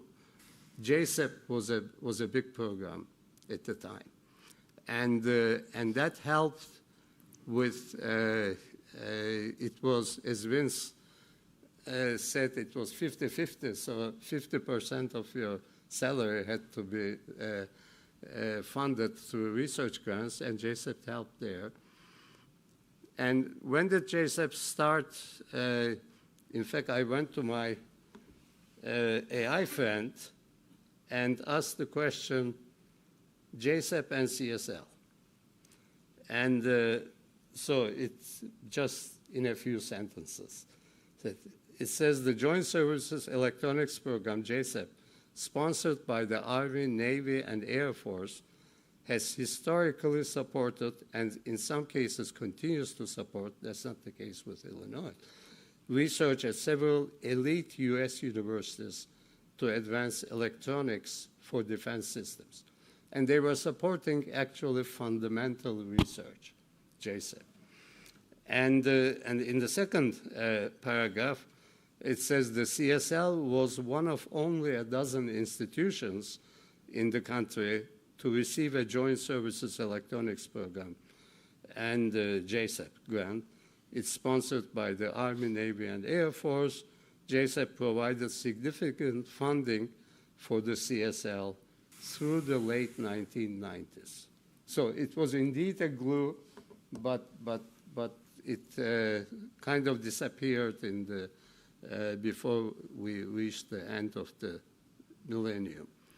And then it says, today CSL is a premier multidisciplinary research lab, this is what AI thinks, focusing on information technology at the crossroads of circuits, computing, control, and communications. So you don't always rely on AI, but I think this is extremely accurate. So this was JSEP. And in the 1970s, the group, essentially led by Bill, Joe Petar was the driving person behind it, and Joe and Bill, they received a big grant from the Department of Energy, DOE, using singular perturbations and modern control, optimization, and with time scale separations and so on. And that was another glue for the group, and they invited many speakers. And one interesting thing here is that in 1979, that was the end year of that DOE grant, they had the final review this is the Department of Energy, in Switzerland, Davos. And I know it very well because I wasn't with Illinois at the time, but they invited me to be an outside participant at the meeting and to ask questions. That was strictly, that's what I was told in the invitation, that you have to be tough on the speakers. And there were a few others. I think MIT also had a similar program, so they were all combined. But anyway, interesting that they would hold it at a place like Davos, where the economic summit is normally held. So that's up to 1980s, and then 1981 I joined and brought in dynamic game theory added to the portfolio, and it was there was game theory research conducted in the group, and Joe Cruz, and with his student at this time, Marwan Siman, worked on Stackelberg games, and then even Petar Kokotovic with Hasan Ali wrote a paper on games using singular perturbations, time scale separations, and so on. But this sort of expanded the portfolio. And one sort of an outside member who joined the group was Steve Tarnowski from economics, and he joined in 1983, and I had strong collaboration with him, and that led to several papers on using game theory for multi-country models, which appeared in economics journals, one of them American Economic Review. But then Steve left in 1988 for the University of Washington, and he's still there. And so that was a sort of someone from outside the engineering college that joined, that was involved in the research activities of the group. And then the Mark Spong and Yuri Medanich joined in 1984, and they were the first. Up to that point, it was only ECE members, or EE members, I should say, because it was electrical engineering, and then the C was added later. And so they were joined general engineering, and Mark then also was involved with electrical and computer engineering. And then the 1985, so this was, you wouldn't see this anywhere else, but three, within a very short period, actually within a couple of months, three faculty members, new faculty members were hired. Kumar, who is here, and he'll say, I'm sure, talk about his involvement with decision and control. And Jesse Grizzle came. He was a fresh PhD who then left in '87, went to Michigan, and we heard from Don this morning on how he drew the robotics activities at Michigan. And then Kameshwar Pula was a student in Florida, and he joined, and then he left in 91, went to Berkeley. And then Sean here joined in 1989 after completing his PhD under Peter Keynes in Canada. So this was the 1980s. Now, one thing I wanted to say, and maybe on the previous timeline I should have said that we heard a lot about Allerton Conference, that Mac started the Allerton Conference with Joe Cruz, but Mac was the driving person. And then we heard from Tim that Mac actually left for a period of time, went to Princeton, became the department chair there. And 1966, he left, and then he returned. Nobody was expecting him to return, but he did return in 1974. But one of Vince may have other accomplishments at Princeton that he may want to attribute to Mac, but one thing he did is that he said, let's start the counterpart of Ellerton Conference on the East Coast. So he started this information systems. It was called Princeton Conference on Information Systems. Actually the first year he joined Princeton, according to the timeline that I have seen, he started that conference. In fact, my first presentation as a student was at that conference in 1971, and I remember vaguely meeting Mac there because he was welcoming everyone. And then the conference changed its name a bit because it was no longer Princeton, because it was alternating between Johns Hopkins and Princeton University. And anyway, that's a side note, again, an attribute to Mac and the connection to.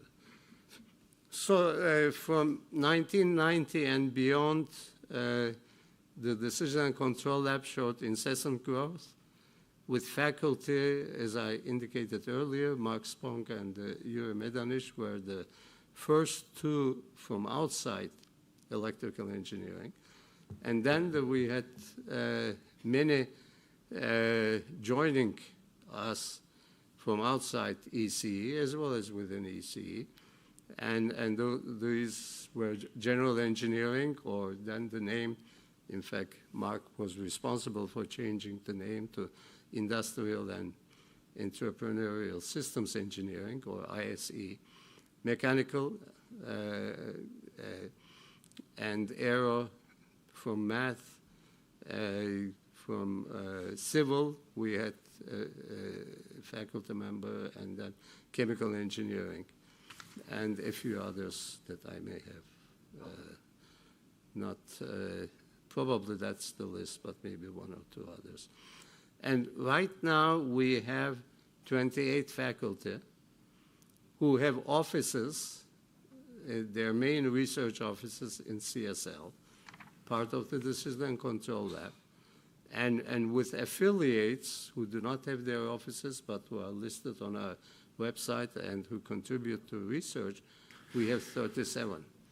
And I think that's the largest concentration of decision and control faculty in the nation and maybe in the world. So it was a huge growth, starting with only 2 people, and and then with Bill Perkins and Petar Kokotovic, that became 4, from 4 all the way to 28 faculty. And just only during this period of 1990 to 2000, we had Chris Agikostas, Daniel Libertson, and Yi Ma, and Seth Hutchinson, and we heard from Seth earlier on the panel, and they're all ECE, but then several non-ECE faculty, Petros Bulgaris, who is here, and Srinivas from General Engineering and ISE, Andrew Elaine, who is now a dean at Minnesota from Mechanical, and Geir, who is on the panel here, and Caroline Beck, also from General Engineering and ISE.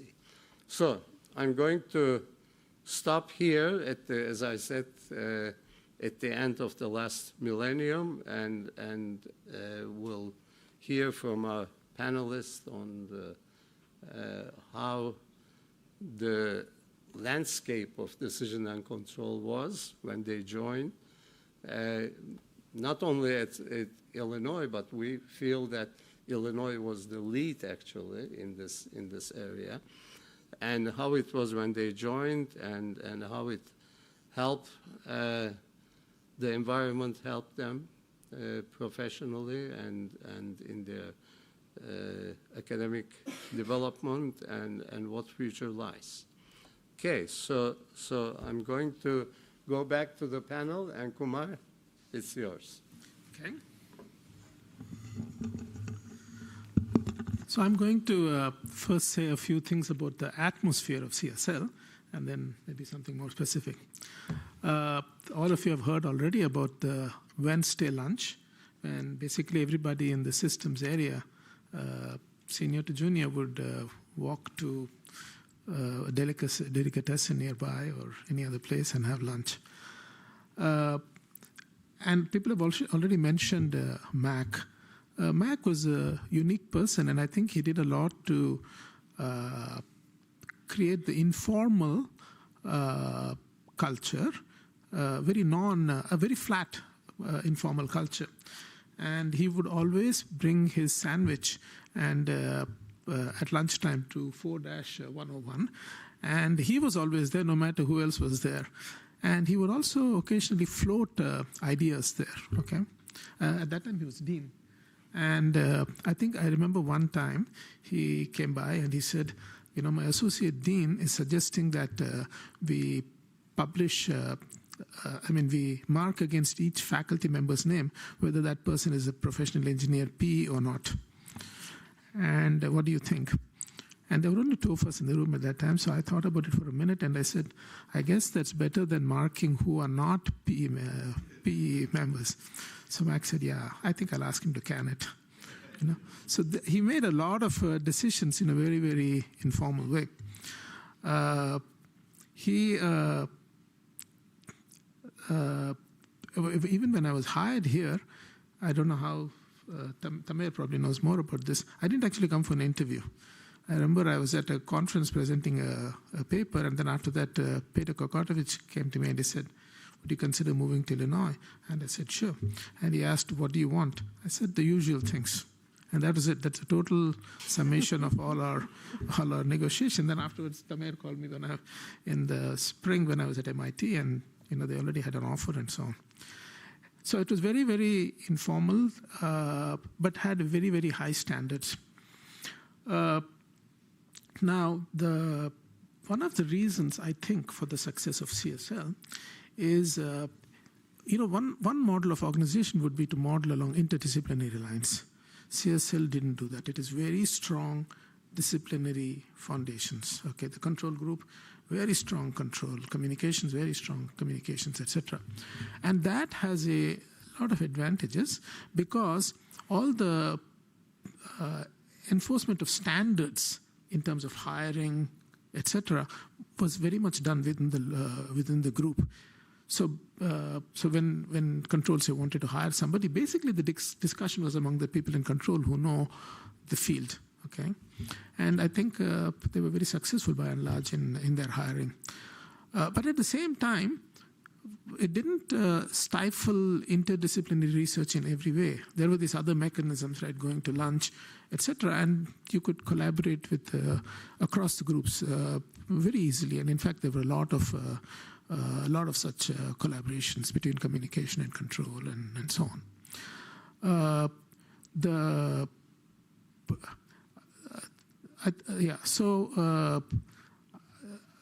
I think the organization had a very important played a very important role in the success of CSL.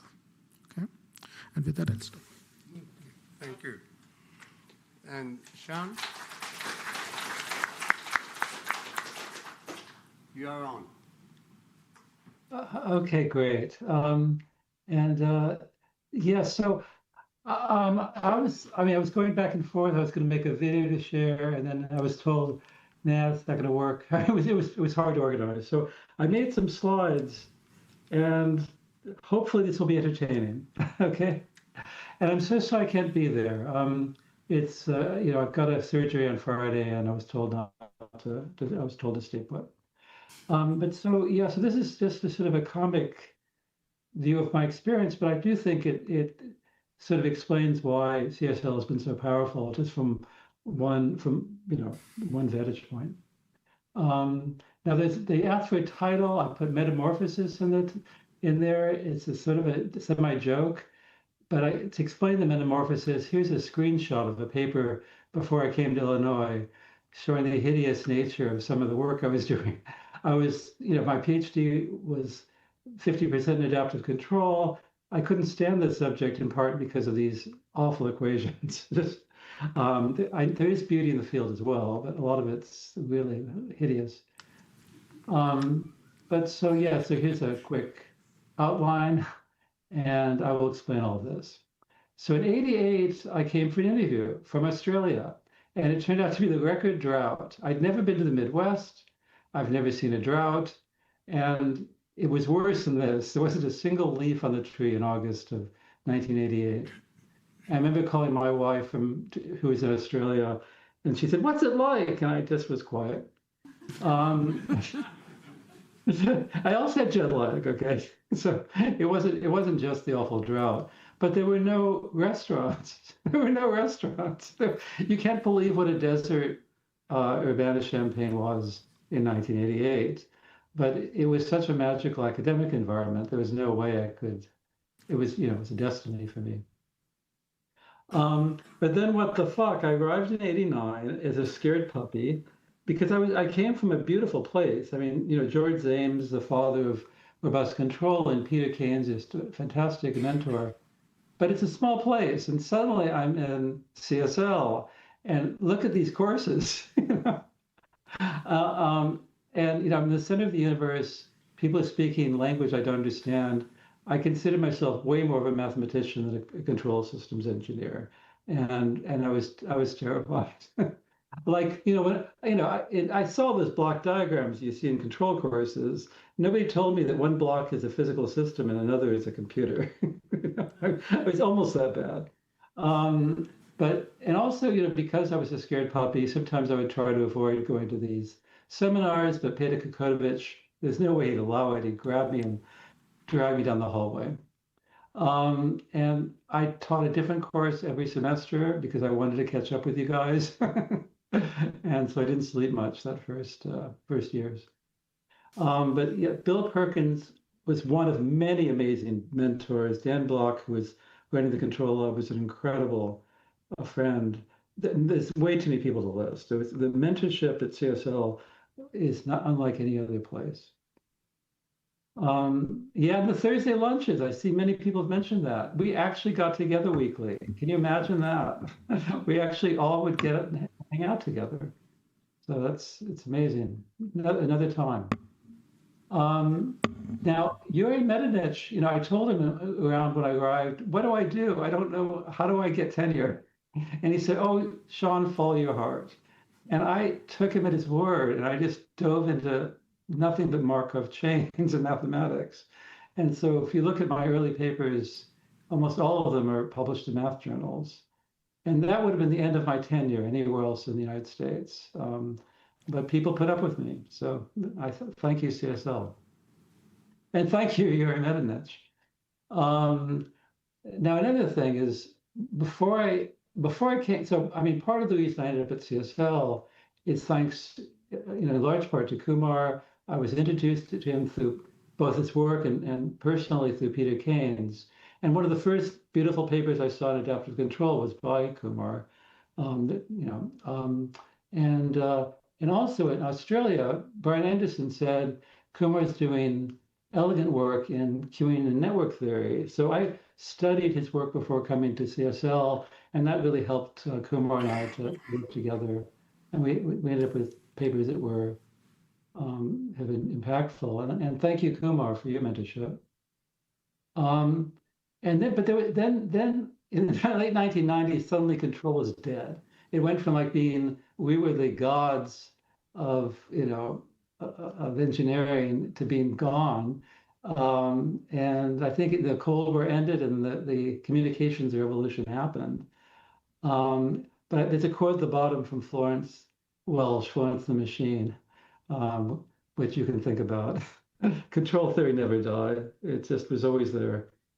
But so what happened there was we got Ralph Cotter, this amazing person, Ken Ziegler, Muriel Medard, Bruce Hayek created this amazing collaborative proposal, bringing everybody in. And that was life-changing for me, the collaboration across control and communications.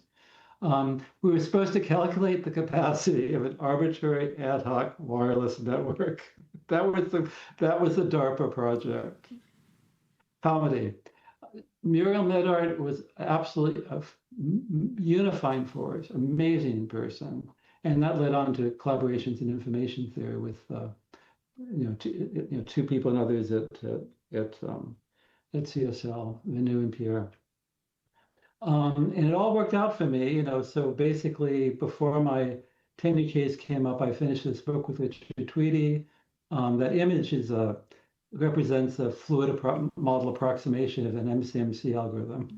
And then I wrote a book basically, which was a diary of my work on control at CSL, focusing on queuing theory, but lots of RL and MDPs. And then, basically I've been keeping notes forever at Illinois on my taught stochastic control and probability. And so during the lockdown in 2020, I wrote another book. So I survived. The puppy survived. Now, the big shock to me was when Prashant arrived. And the first year he would hang out stock in my stochastic control course. And I thought, who the hell is this guy? And then we started to collaborate. And, we had a paper in Q-learning, which has been cited widely. And maybe we computed the capacity of an arbitrary ad hoc wireless network. I don't remember. And then my PhD advisor basically introduced mean field games. Prashant's head explodes. And I mean, it's unbelievable what happened next. I mean, Prashant Généreux, I made up a middle name, Meta, who is the father of the feedback particle filter. And that came about after, he invented that, but that came out of this, gigabytes of research on mean field games. Just incredibly fortunate to have met him and still be working with him. So I left in 2012, and what an awful time to leave. I guess, New Year's Eve 2011. First of all, Max Dudzinski joined in 2012. He took my office. That was tragic. DC suddenly had a beautiful building. It was the most horrible building, as you all know, and now it's beautiful, just as I leave. Boneyard Creek was a horrible monster. It was scary. And now it's an oasis, and there are beaver dams, and there are restaurants. It started with Radio Maria in downtown Champaign, and then, now we've got everything. Over there, up there, you see Black Dog. You don't get that kind of barbecue in Florida. It's really something. But mark your calendars. This fall, I'm coming back. I've got a sabbatical. So I'll be spending the fall. I'll be spending the fall at CSL. So I hope you don't regret it. And I'm really grateful for my time at Illinois and CSL.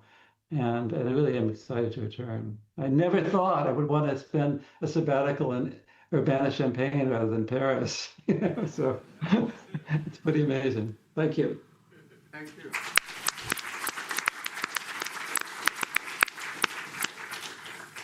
Yeah. All right. Well, it's a great pleasure and honor to be back. So they asked me to give a title for the presentation. They also asked for slides. There's not going to be any slides. So the title was The Freewheelin' DCL. And, I think from the remarks, hopefully you'll kind of get a feel for why, I like the term freewheeling for the DCL. I found it to be very dynamic. There's always a flux of people coming through. New teams being formed to go after different types of proposals and initiatives. And people generally kind of changing up their research, fair bit. So, yesterday I think it was Ibrahim who gave this beautiful metaphor for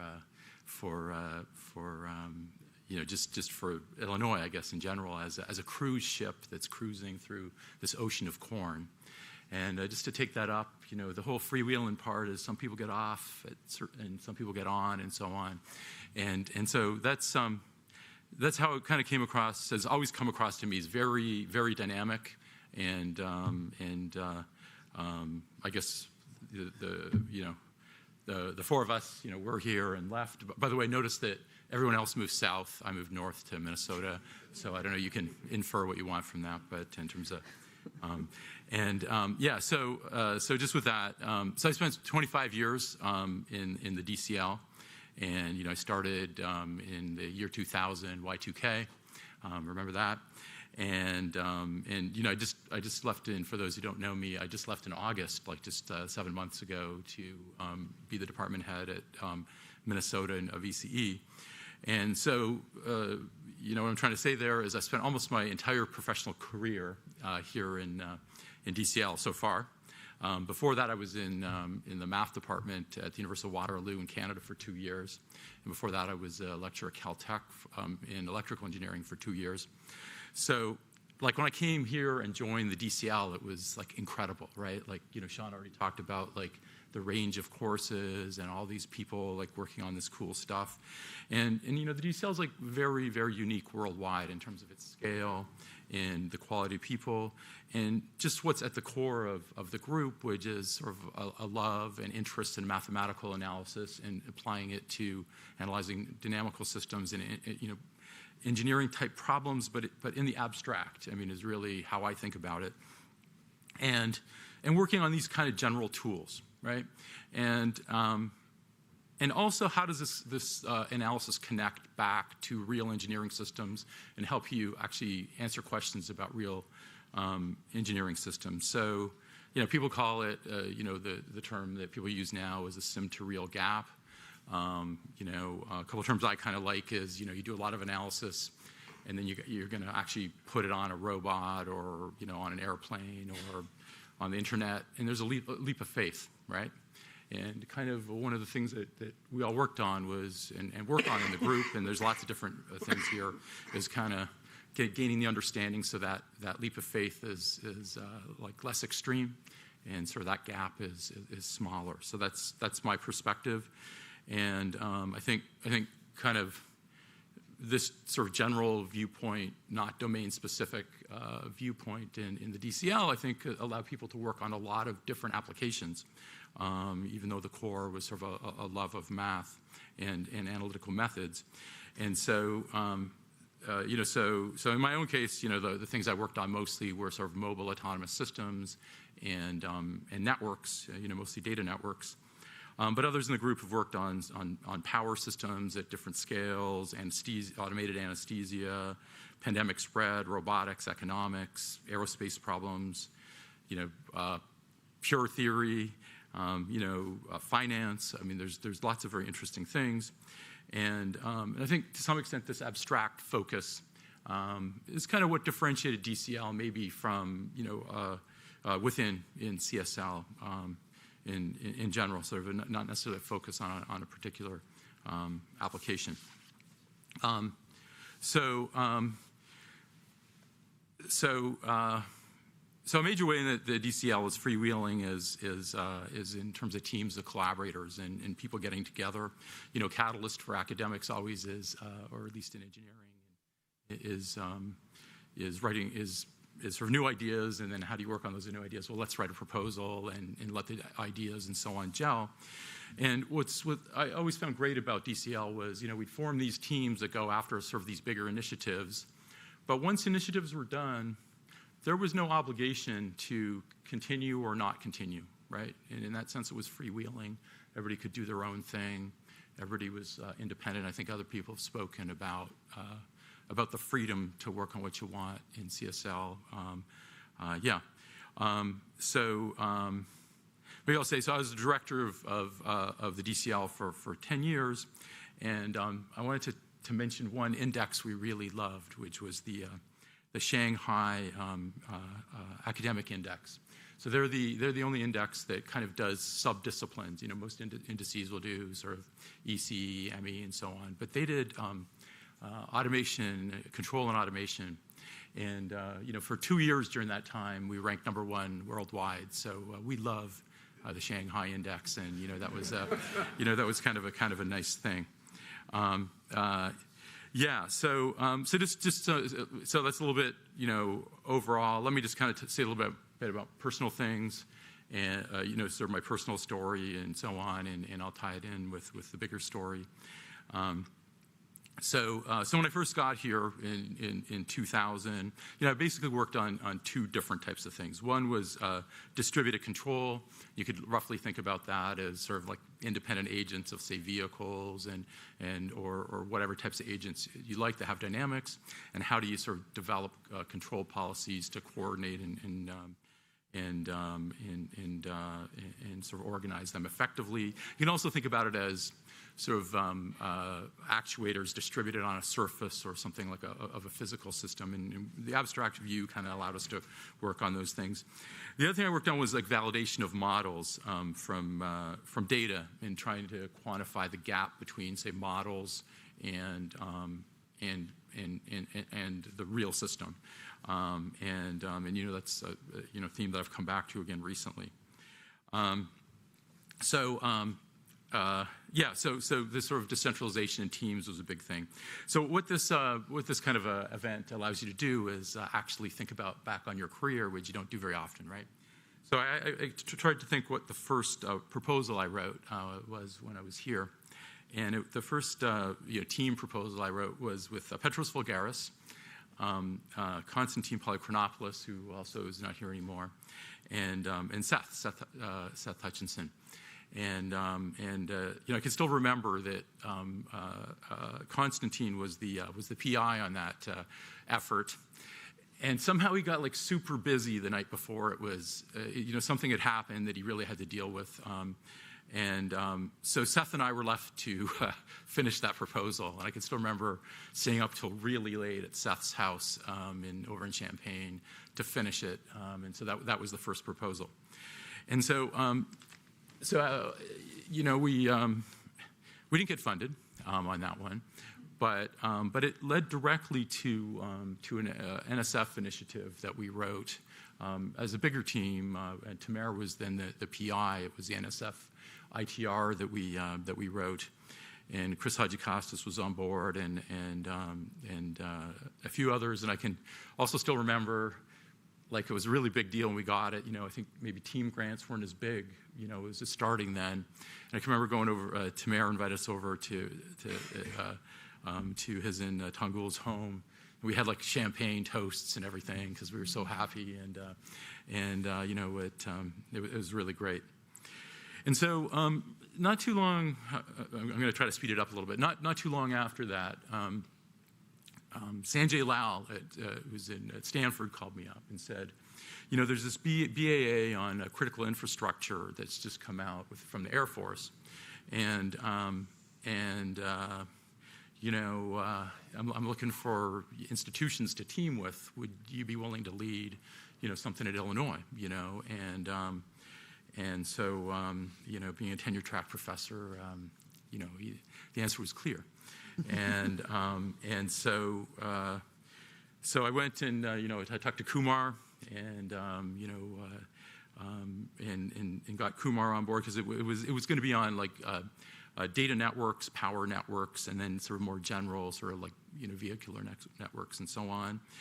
And then I met Srikant through this process, and this is how we got to be collaborators at that time and close friends. And Muriel had actually been almost exact. Muriel Medard had been almost exact contemporary with me starting here at Illinois, and she just moved to MIT, and then it sort of made sense. So she joined, and that started sort of like a bunch of recruiting at MIT as well. Caltech was on board, and Chris was on board, and so it was a Muri size, but for some reason it was called the URI, like Uri, and so we won it, and that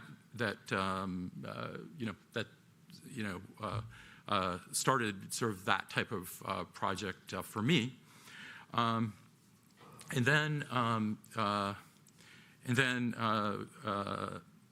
a little bit mixed up here actually. Kumar realized.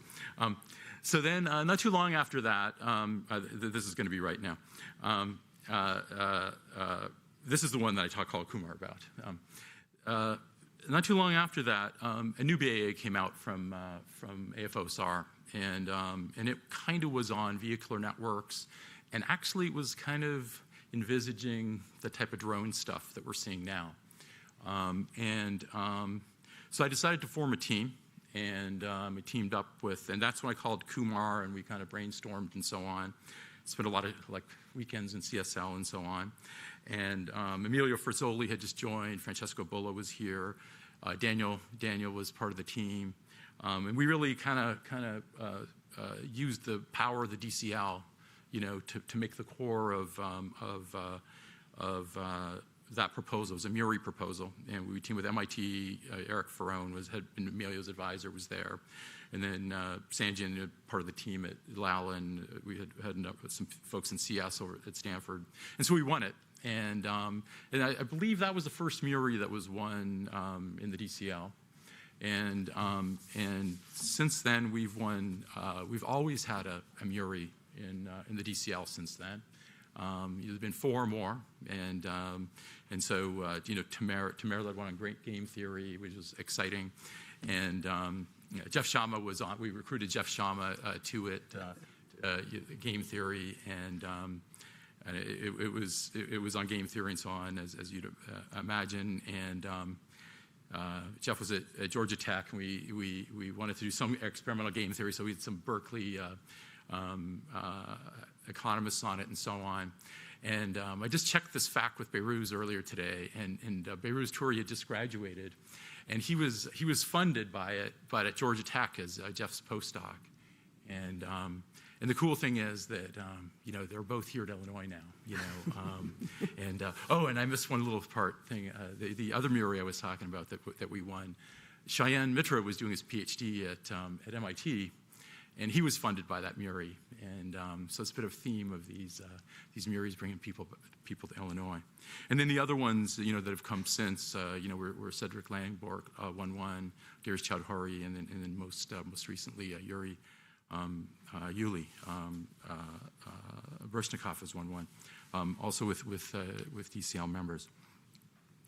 Okay, so I feel like I'm going a little bit long here. So okay, I'm getting the green light from Angelia. So let me just say a couple of things. That one of these MURIs led to. In fact, the MURI I led. I recruited Mahesh Viswanathan, who's now the associate head of CS, and it was his first week on campus, and I actually went to the new faculty barbecue to recruit him, in the first week, and so that led to probably almost a 20-year collaboration in the formal methods area, and so that was pretty enriching for me in terms of the work in my group. The another kind of very pivotal thing that happened, and this is kind of very CSL-y, is ITI, which we've heard about. David Nichols sent out a call for like projects for ITI, and Sayan Mitra and I realized that that we had sort of common interests, and so we submitted something to that. This was funded by NSA, big project that David led at NSA. And so, Shaina and I submitted to that, and we ended up working on differential privacy and writing, I believe, some of the first papers, maybe the first paper on differential privacy for control. And, this led to, a number of papers on differential privacy.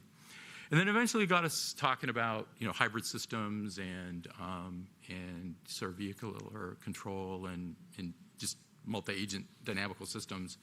And then we submitted something to NSF with the coolest name, Sci-Fi House, which Sayan came up with. He was the PI on this, and this was a 3 to 4 year grant where we kind of collaborated on sort of kind of robotic things and some more CSE type things like programming languages for, like I was kind of more on the hardware side, but he was kind of looking at sort of formal methods and programming languages for robots.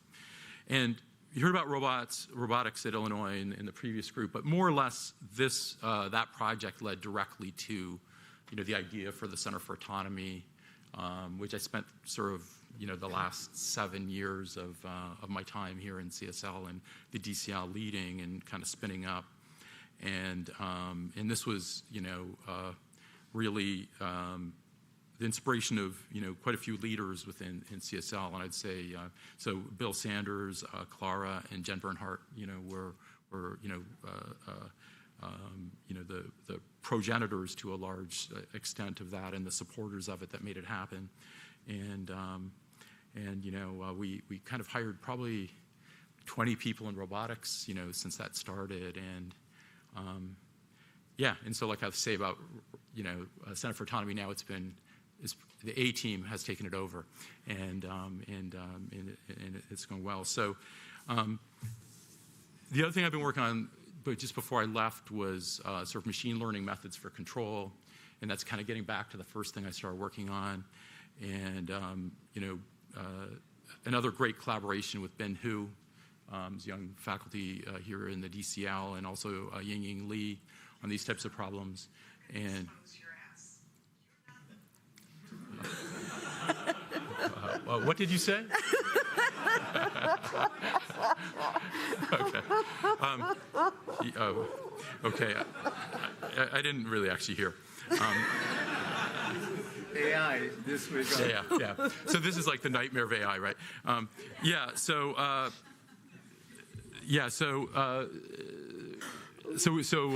Ben Hu and I have had an Air Force proposal or an Air Force grant for the last few years in sort of the AI and LM area.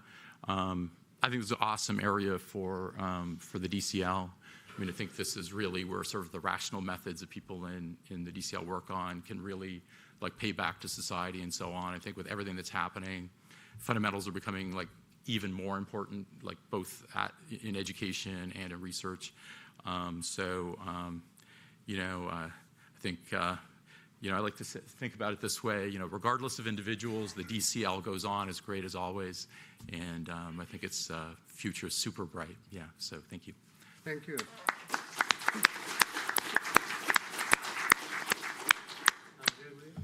Okay, so I'll probably first say how I got here. So my advisor is Dimitri, who was here for 5 years, and later he told me those are the most productive years he ever had. And I was, for different reasons, I couldn't leave the Boston area, so I ended up working in a company. And I was getting tired of basically the unchallenging work that was boring. Like you have a hammer and just things go by and just keep the same hammer. You're not learning, you're not expanding. And after 3 years, I gave a thought that I should get out and started collaborating with us on some papers. And in 2005, I came to see Allerton because I thought I have to connect to the outside universe because I'm kind of isolated in an industry universe. And I arrived, I don't remember October time, it was kind of coldish, and taxi, I didn't see the city because we are going straight to the Monticello, and I just see cornfields, no house, and I'm thinking, where is the conference? And who lives here? And joke is now on my end. A year later, I was here. But I didn't see the school. I didn't see people. I saw people at the conference, that's different, but the experience while you get there was just a bit unusual. I never seen before anything like that. So fast forward, I arrived. I was at the industrial engineering, and I was actually, I knew of CSL as being the crown of the jewel of the university. And I was approached by a student of Venu, and my collaboration started through a student who just kind of saw something that he would like to do, and I started collaborating with Venu. Then we started working on some kind of incremental methods in pushing them into stochastic regime. These methods are pretty much decentralized ways of computing, optimization in principle. From there, we moved to multi-agent settings, and then I have taught students that became, actually one amazing thing about Illinois is also student quality that we get, because without them, we cannot deliver what we promise in our proposals. There is no way we can do it. So I got the first student, I think, after Ram, I got Behruz, who is now here in the group I used to be. Then I got work with Rasul, who did master, and then he was very much into games, and I was sad that he's going to go, but he went to work with Tamer. And now he's here again in the group, the same group at ISC. Then often, sometimes, my kind of background is in a math, optimization. I have some good chunk of control, but I don't know much about signals and signal processing or networks. But what strikes me here that I've collaborated with Shrikant and collaborated with Vijay, that their core is elsewhere, but our language works. It's like I understand when they speak. And there are places when I go, people speak from a different discipline, I have no idea what they're talking about. And I think what brings us in this kind of common ground is this formalism, that language is the same. We may have different words that describe certain things, but we always find that kind of meet in the middle. We know exactly what we are talking about. Then I'm thinking who was coming after that. Alex Olszewski was here for a while, and we got to work with Caesar. Caesar was actually our first student who came through CSL. And that's another part that was very good. And I think whoever was part of the CSL as a student, students are mixed. So it's not just we are kind of collaborating. They are also exposed to each other's research. They are sharing, they are asking each other. And it's a very unique, many places people are scared to share because there are different things that go wrong. That was not the case here, and that was very nice. So Caesar is now here also in the audience. He is at Rice and doing well.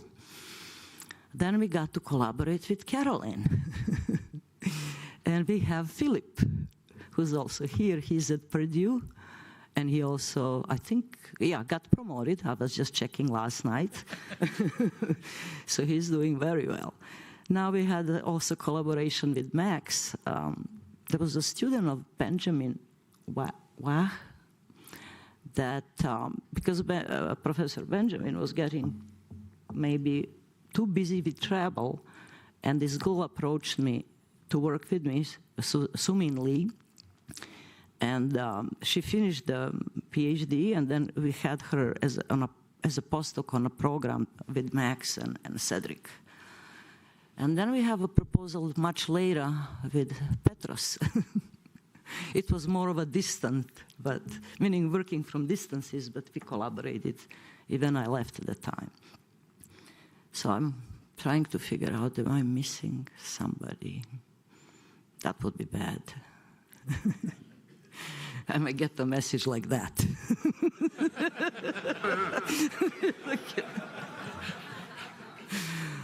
Oh, no. And of course, I mean, with many people, we just chat on the corridors, sometimes complaining when you're, on a tenure track. You don't know what it's expected from you. And then we kind of go around and pretty much complain to each other, lost in a space. Are we doing well? Are we not doing well? It was actually a very, very beautiful place to be. I don't think I will find anything. I don't know who can find anything like that anywhere else. So I only can wish that you don't lose what you have. People can come and go, but there is more to it. There is a lot more to it. Thank you. Okay, thank you.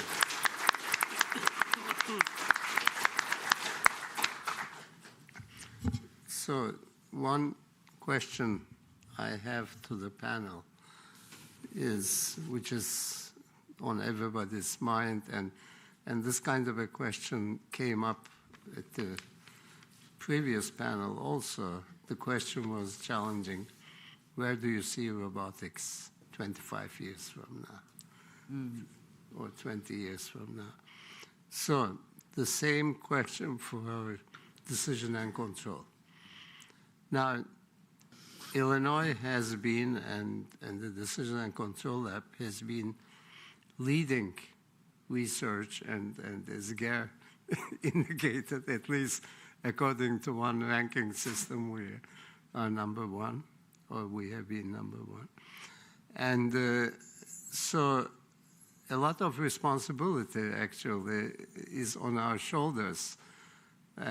Because when I visit different places and so on, they always ask, what are you doing? What are your future plans? What is this? And everybody wants to emulate us. So it's beyond what we want to do in the future, but where do we want, in what direction we want to pull the field of decision and control, interpreted in a very broad sense. And so, panel. Is it in the same order? No, well, whoever volunteers to come first. And Sean, did you hear? I'm here. I got the question.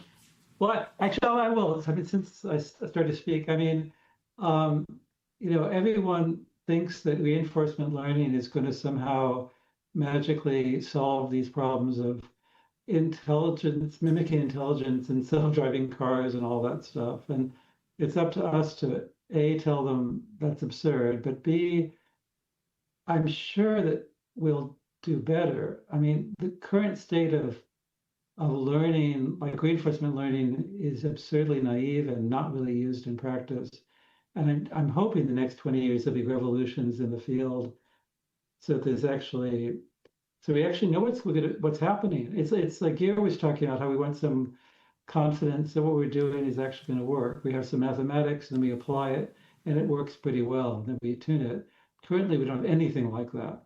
So the whole field of combining learning and control is still in its infancy, and I think that'll help to answer your question about what robotics would look like. Okay, thanks. Yeah, Kumar. So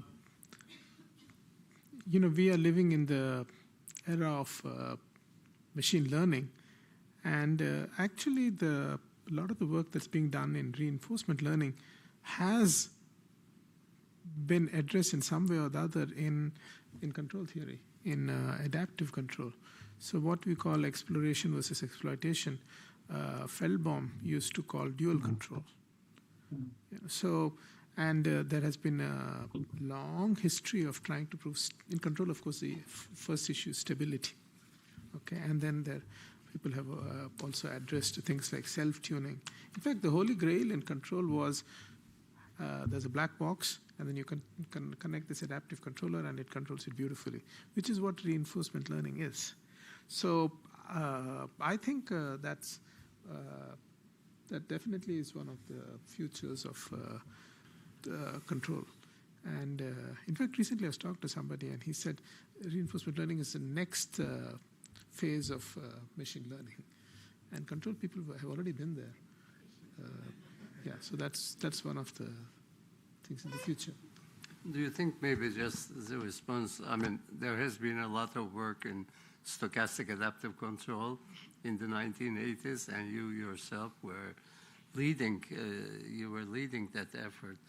And all of a sudden, a new chapter opened, people forgot about what was done in the 1980s or 1990s. So where do you see the connection? Do you see any value in bringing to the attention of the new crowd who is not aware of the past achievements, bringing it and connecting these results with the current results and so on? Is there any benefit? No, it's certainly true that the people doing reinforcement learning are not thoroughly read up on what's been done in control. But on the other hand, there are new directions.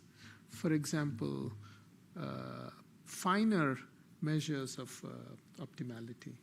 A lot of times in the old days, we would only look at average cost or something like that, but people are very concerned now about the precise order of growth of regret and so on. And of course, scaling is a big thing. How do you scale it orders of magnitude more than what we did in the past? I mean, we did very, very small things. So, yeah, so there are new frontiers there. Yeah. Thanks. Yeah, I'll just kind of give a big picture answer here. This is already happening with many of the young people in DCL, young researchers, but I mean, I think DCL has to embrace, this whole revolution that's happening in AI. I think, previously we were largely working on, this leap of faith or lessening this gap using analytical models. I think, the future is using data and using computational models, right? And really a lot of what, up till recently that we were doing wasn't really embracing computation in a big way, or for things like system identification. So there were people working on identifying models and so on using data. But I think that's the big shift is we're kind of replacing an analytical model with something that's a little bit harder to get your hands on. But I think that's just my big picture answer. And there's also the autonomy revolution, robotics revolution. I think we got to get some wind, continue to get wind in our sails from that. I mean, that's really helping, with lots of new ideas, funding, so on. I think it's real. And I think 20 years from now, I don't know it's impossible to predict, but I think things are going to be pretty different. So anyway, I'll let Angelia go. Yeah, but actually, I was thinking along the lines of these fleets, basically you have a network of robots or flying drones, and that's something that we are, I think, in the very beginning in terms of deployment with using decentralized control for this particular. There is a delay, there is a communication that may go off and on. There are other aspects when these systems might be failing, and it's not obvious how we're going to deal with situations of that kind. So I think there is a plenty of, especially in that kind of networked robots or robot systems, there's plenty of questions that are probably going to be kind of fruitful area for research for the next 20, 25 years. And as we are working with them, sometimes happens you actually discover other questions along the way. That sort of what we are perceiving now as problems, we don't know what may surface when you start working on them. Well, can I add one more thing? Yes, sure. Yeah, this is kind of just very quick. Franco brought this up in his presentation yesterday, and I think the next 20 years there's going to be a lot of ethical questions, and I think that's something we all got to be thinking about. I don't know any answers, or even suggested answers, but I do think it's a super important thing that we start to think. It's something we never really had to think that much about until recently. But I think that's something we have to bring on board. So that's it. Yeah. So social implications is a big thing, and super big. Dear in my heart because it's a game theoretic issue. You knew all along. Yeah. And Angelia, you mentioned rightfully so the quality of our students, and they are really the driving forces in our research programs here. Do you think the way we teach our students the fundamentals and building a base actually on which they can build, any major changes that should be made in the coming years? Needed? Nothing. A change should not be made unless there is a need for that change, of course, not for the sake of making a change. There is. I would still emphasize fundamentals, definitely, because with this AI age, it's more like we've seen many waves like that. Something comes and goes. It's financial engineering. Meaning this may be one of those phases. It might be longer, But I would think that it's absolutely indispensable that they know the basics, because as the things are progressing in technology, they might be able to differentiate and understand. Even if the technology maybe matures and stays, we need to know how to use it. And that's something we can add in our programs to teach them how to use it, but I would not consider changing the fundamental courses should not, because that's a basic.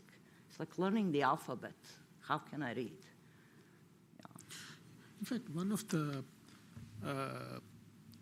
goods of having these strong groups in CSL is that we have a very thorough curriculum for each group. So a student would have a complete education in all the questions that touch upon the field. I'm not sure how much that is the case today. This could be an opinionated comment here, but it would be nice to hear from others. Is this the case still today? So you're saying we should go back to the old times in terms of the structure? No, I'm not. I think we should preserve what we have. Okay, and of course you need to incorporate new things and so on. Maybe we want to compress some things, but I don't think we want to get rid of things. Yeah. So, for example, in control, there was 25 years of research because there was a plane that crashed that claimed to be using adaptive control, though, of course, there were many other reasons, the sensors failed and so on. But that actually led to a focus on stability. Now, if we start asking for guarantees in reinforcement learning, if there's some catastrophe or something, then that can cause all kinds of reactions, curricular reactions and so on. Yeah. I think it's too soon to say. Sean, after you moved from Illinois to Florida, you were, of course, involved in teaching multiple courses, as you also said, here at Illinois. Have you seen any major changes that existed in the educational system for students in the general decision and control area? Or did you yourself make adjustments there based on your experience at Illinois? Boy, I have to. This is delicate. This is being recorded. I know. I've been lucky to have some amazing students who really wanted the environment of CSL, and I worked with them to create it.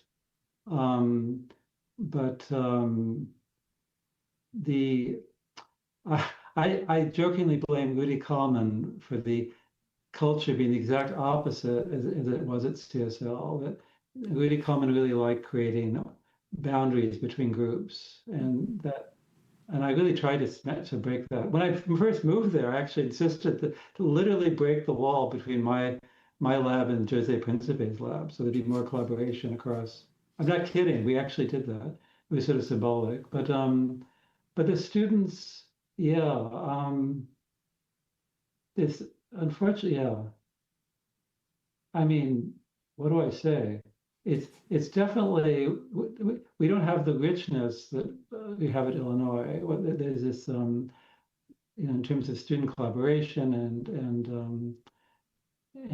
the unifying curriculum, the fact that people in signal processing, communications control, all have the same foundations, like in this 515 where they learn about vector space. Basic Banach and Hilbert space theory. So it's a real challenge for me. I don't know if that answers your question, but it's a challenge. Thank you. Okay, I'm going to open to questions from the audience. Yes, Mark. Thanks a lot, guys. I wonder, a question, maybe you can comment on the role of technology. And what I'm thinking is, I've seen this in robotics for sure. You're working on a really difficult theoretical problem, like, I don't know, nonlinear observers, pick one. And then somebody invents a new sensor, and suddenly the problem becomes a lot easier, or it opens up new avenues of problems that you can solve, that you can address. You know, computer vision used to be very expensive and slow. Now cameras are cheap sensors because of Moore's law. So if you had your wish list, what kind of new technology would you want or foresee in the future that would open up new avenues of opportunity for control? I don't know, quantum computer. Yeah, I think I think the reality of that. I mean, I think computation. Yeah. Anyone else want to say anything? I guess quantum is the good answer. Yeah. Well, just sort of large-scale, fast computation, I think, is what limits us. You know, in a lot of analytical situations, right? So more Moore's law advances. Yeah, I don't know. Is it Schrodinger's law? Is it? Any other question? By the way, Mark, I can remember when I first started here, I had a vision system. And vision was very hard then and expensive, and Mark had this really super fast vision system that you could play air hockey with, and I always coveted that technology. So so you're coming back again, yeah. But my best contribution was to open up the corner office. Oh yeah, that's true. For those who don't know, this corner office is for the director of the Decision and Control Lab. Yeah, and Mark and Kumar made it a beautiful office. Yeah, so you two guys made it a beautiful office. Yeah. Which is where you are right now. Well, it was. Yeah. Oh, was okay. Yeah, I have a question about new theories. You are talking about challenging control problems. There is a lot of theories that you have developed in the 80s. The scale currently comes into the play. I am wondering if you are thinking that maybe new mathematics, new theories need to be developed. Very similar to what Steve LaValle said, maybe the sort of the new Turing aspect. But are you at the point that in the control space that sort of to really needs not only just new sensors but new leap in the new mathematics, new theories to really solve these networked control problems of robots, of the complexity that we are really envisioning? So it's very interesting. There are periods in time where practice is ahead of theory, and there are other times when theory is ahead of practice. I think there's a beautiful book by a professor of history at MIT who traces what happened in the field of control and communications in the 20th century. And in the beginning of the 20th century, people did not realize that chemical processes or naval gunnery or other mechanical things were all the same problem. Okay, they were all very, very different. And it was only after a lot of work that they realized these are the same. And it was only in the middle of the 20th century when second order Laplace transform side of control was a unifying mechanism for all these things.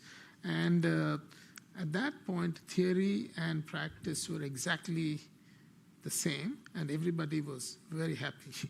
Then came the digital computer, and then all this Laplace transform business didn't work, so people needed a different viewpoint. And I think people like Kalman were there at the right place with the right talent, of course, and to bring up the state space thing.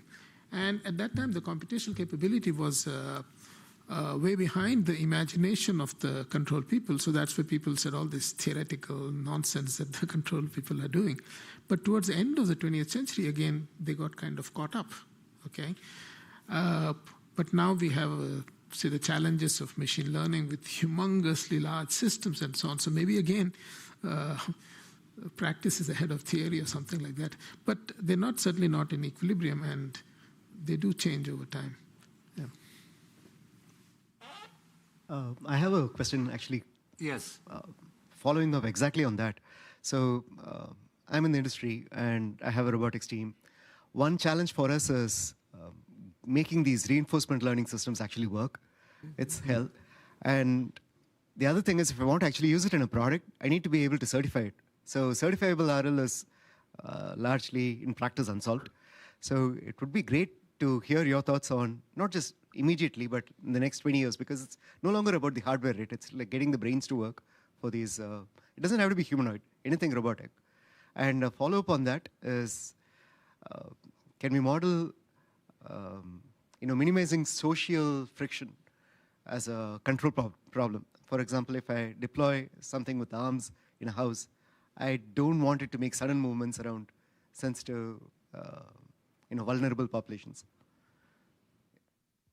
Yeah, so I'll just say a couple of things. Like I think certification's one of the big bottlenecks, I think, for deploying sort of AI methods, in robotics and aircraft. Almost any autonomous system right now is that if you use these methods, especially sort of real time, you don't necessarily know what they're going to do at all. And so one of the projects we have right now with Binhu and Pete Seiler at Michigan is like that's what we're trying to do. Is we're trying to build certification methods that, in particular, that would mesh with the aircraft industry, right? Because for example, the military won't still uses like linearization around different points in the state space, and then sort of validating those individual linearized systems as the way they certify, and sort of things that rely on AI or machine learning type algorithms just don't fit into that paradigm. So I think that's like super important, and so maybe verification, whether it be with computation or analytically, is I think central, right? It's like that's really super missing right now. And then the safety thing, I think a lot of people here work on safety controllers, safety algorithms, and robotics. A lot of people work on those types of problems, I think.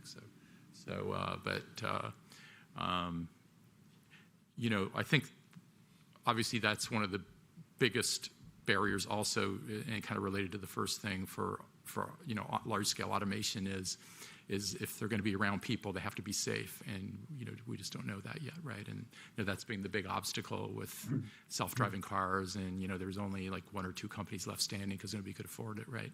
But that's driving just down the freeway in a car, if all the other cars are there's no people, no drivers, that's an easy problem, right? It's all the humans and unpredictability that makes it hard. So I'll let somebody else answer, but yeah, thank you. I would like to make a comment, just because it goes back to what the point I was trying to make before, is that it seems that the community doesn't, even the RL community doesn't seem to realize that there's almost no theory around. I mean, for what are called the temporal difference methods, there's almost no theory. There's this one result, Watkins almost. And then people think that there's a big theory for these gradient descent methods for policy optimization. And this is a debate we can have, but I think there's basically no theory that so it's just we're in our infancy. So if the things that you find, so people from industry, if you find it's not working, there's good reason that it's a very weak discipline at the moment, but it will grow. We've had revolutions in the past and seen a lot of progress. Any other questions? We should wrap up. Yeah, I think we are going to close the session. Let's thank our panelists.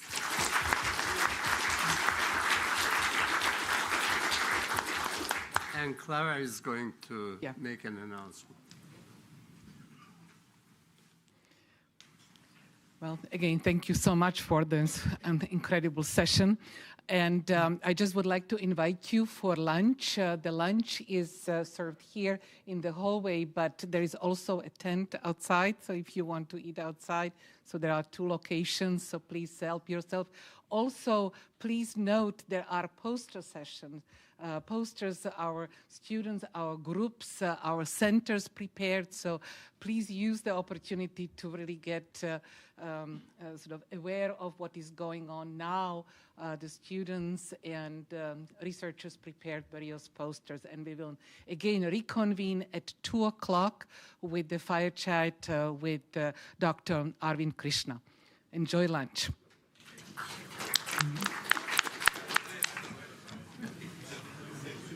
Thank you. Okay, thanks a lot, Tamer. Thank you, everybody. I got to run.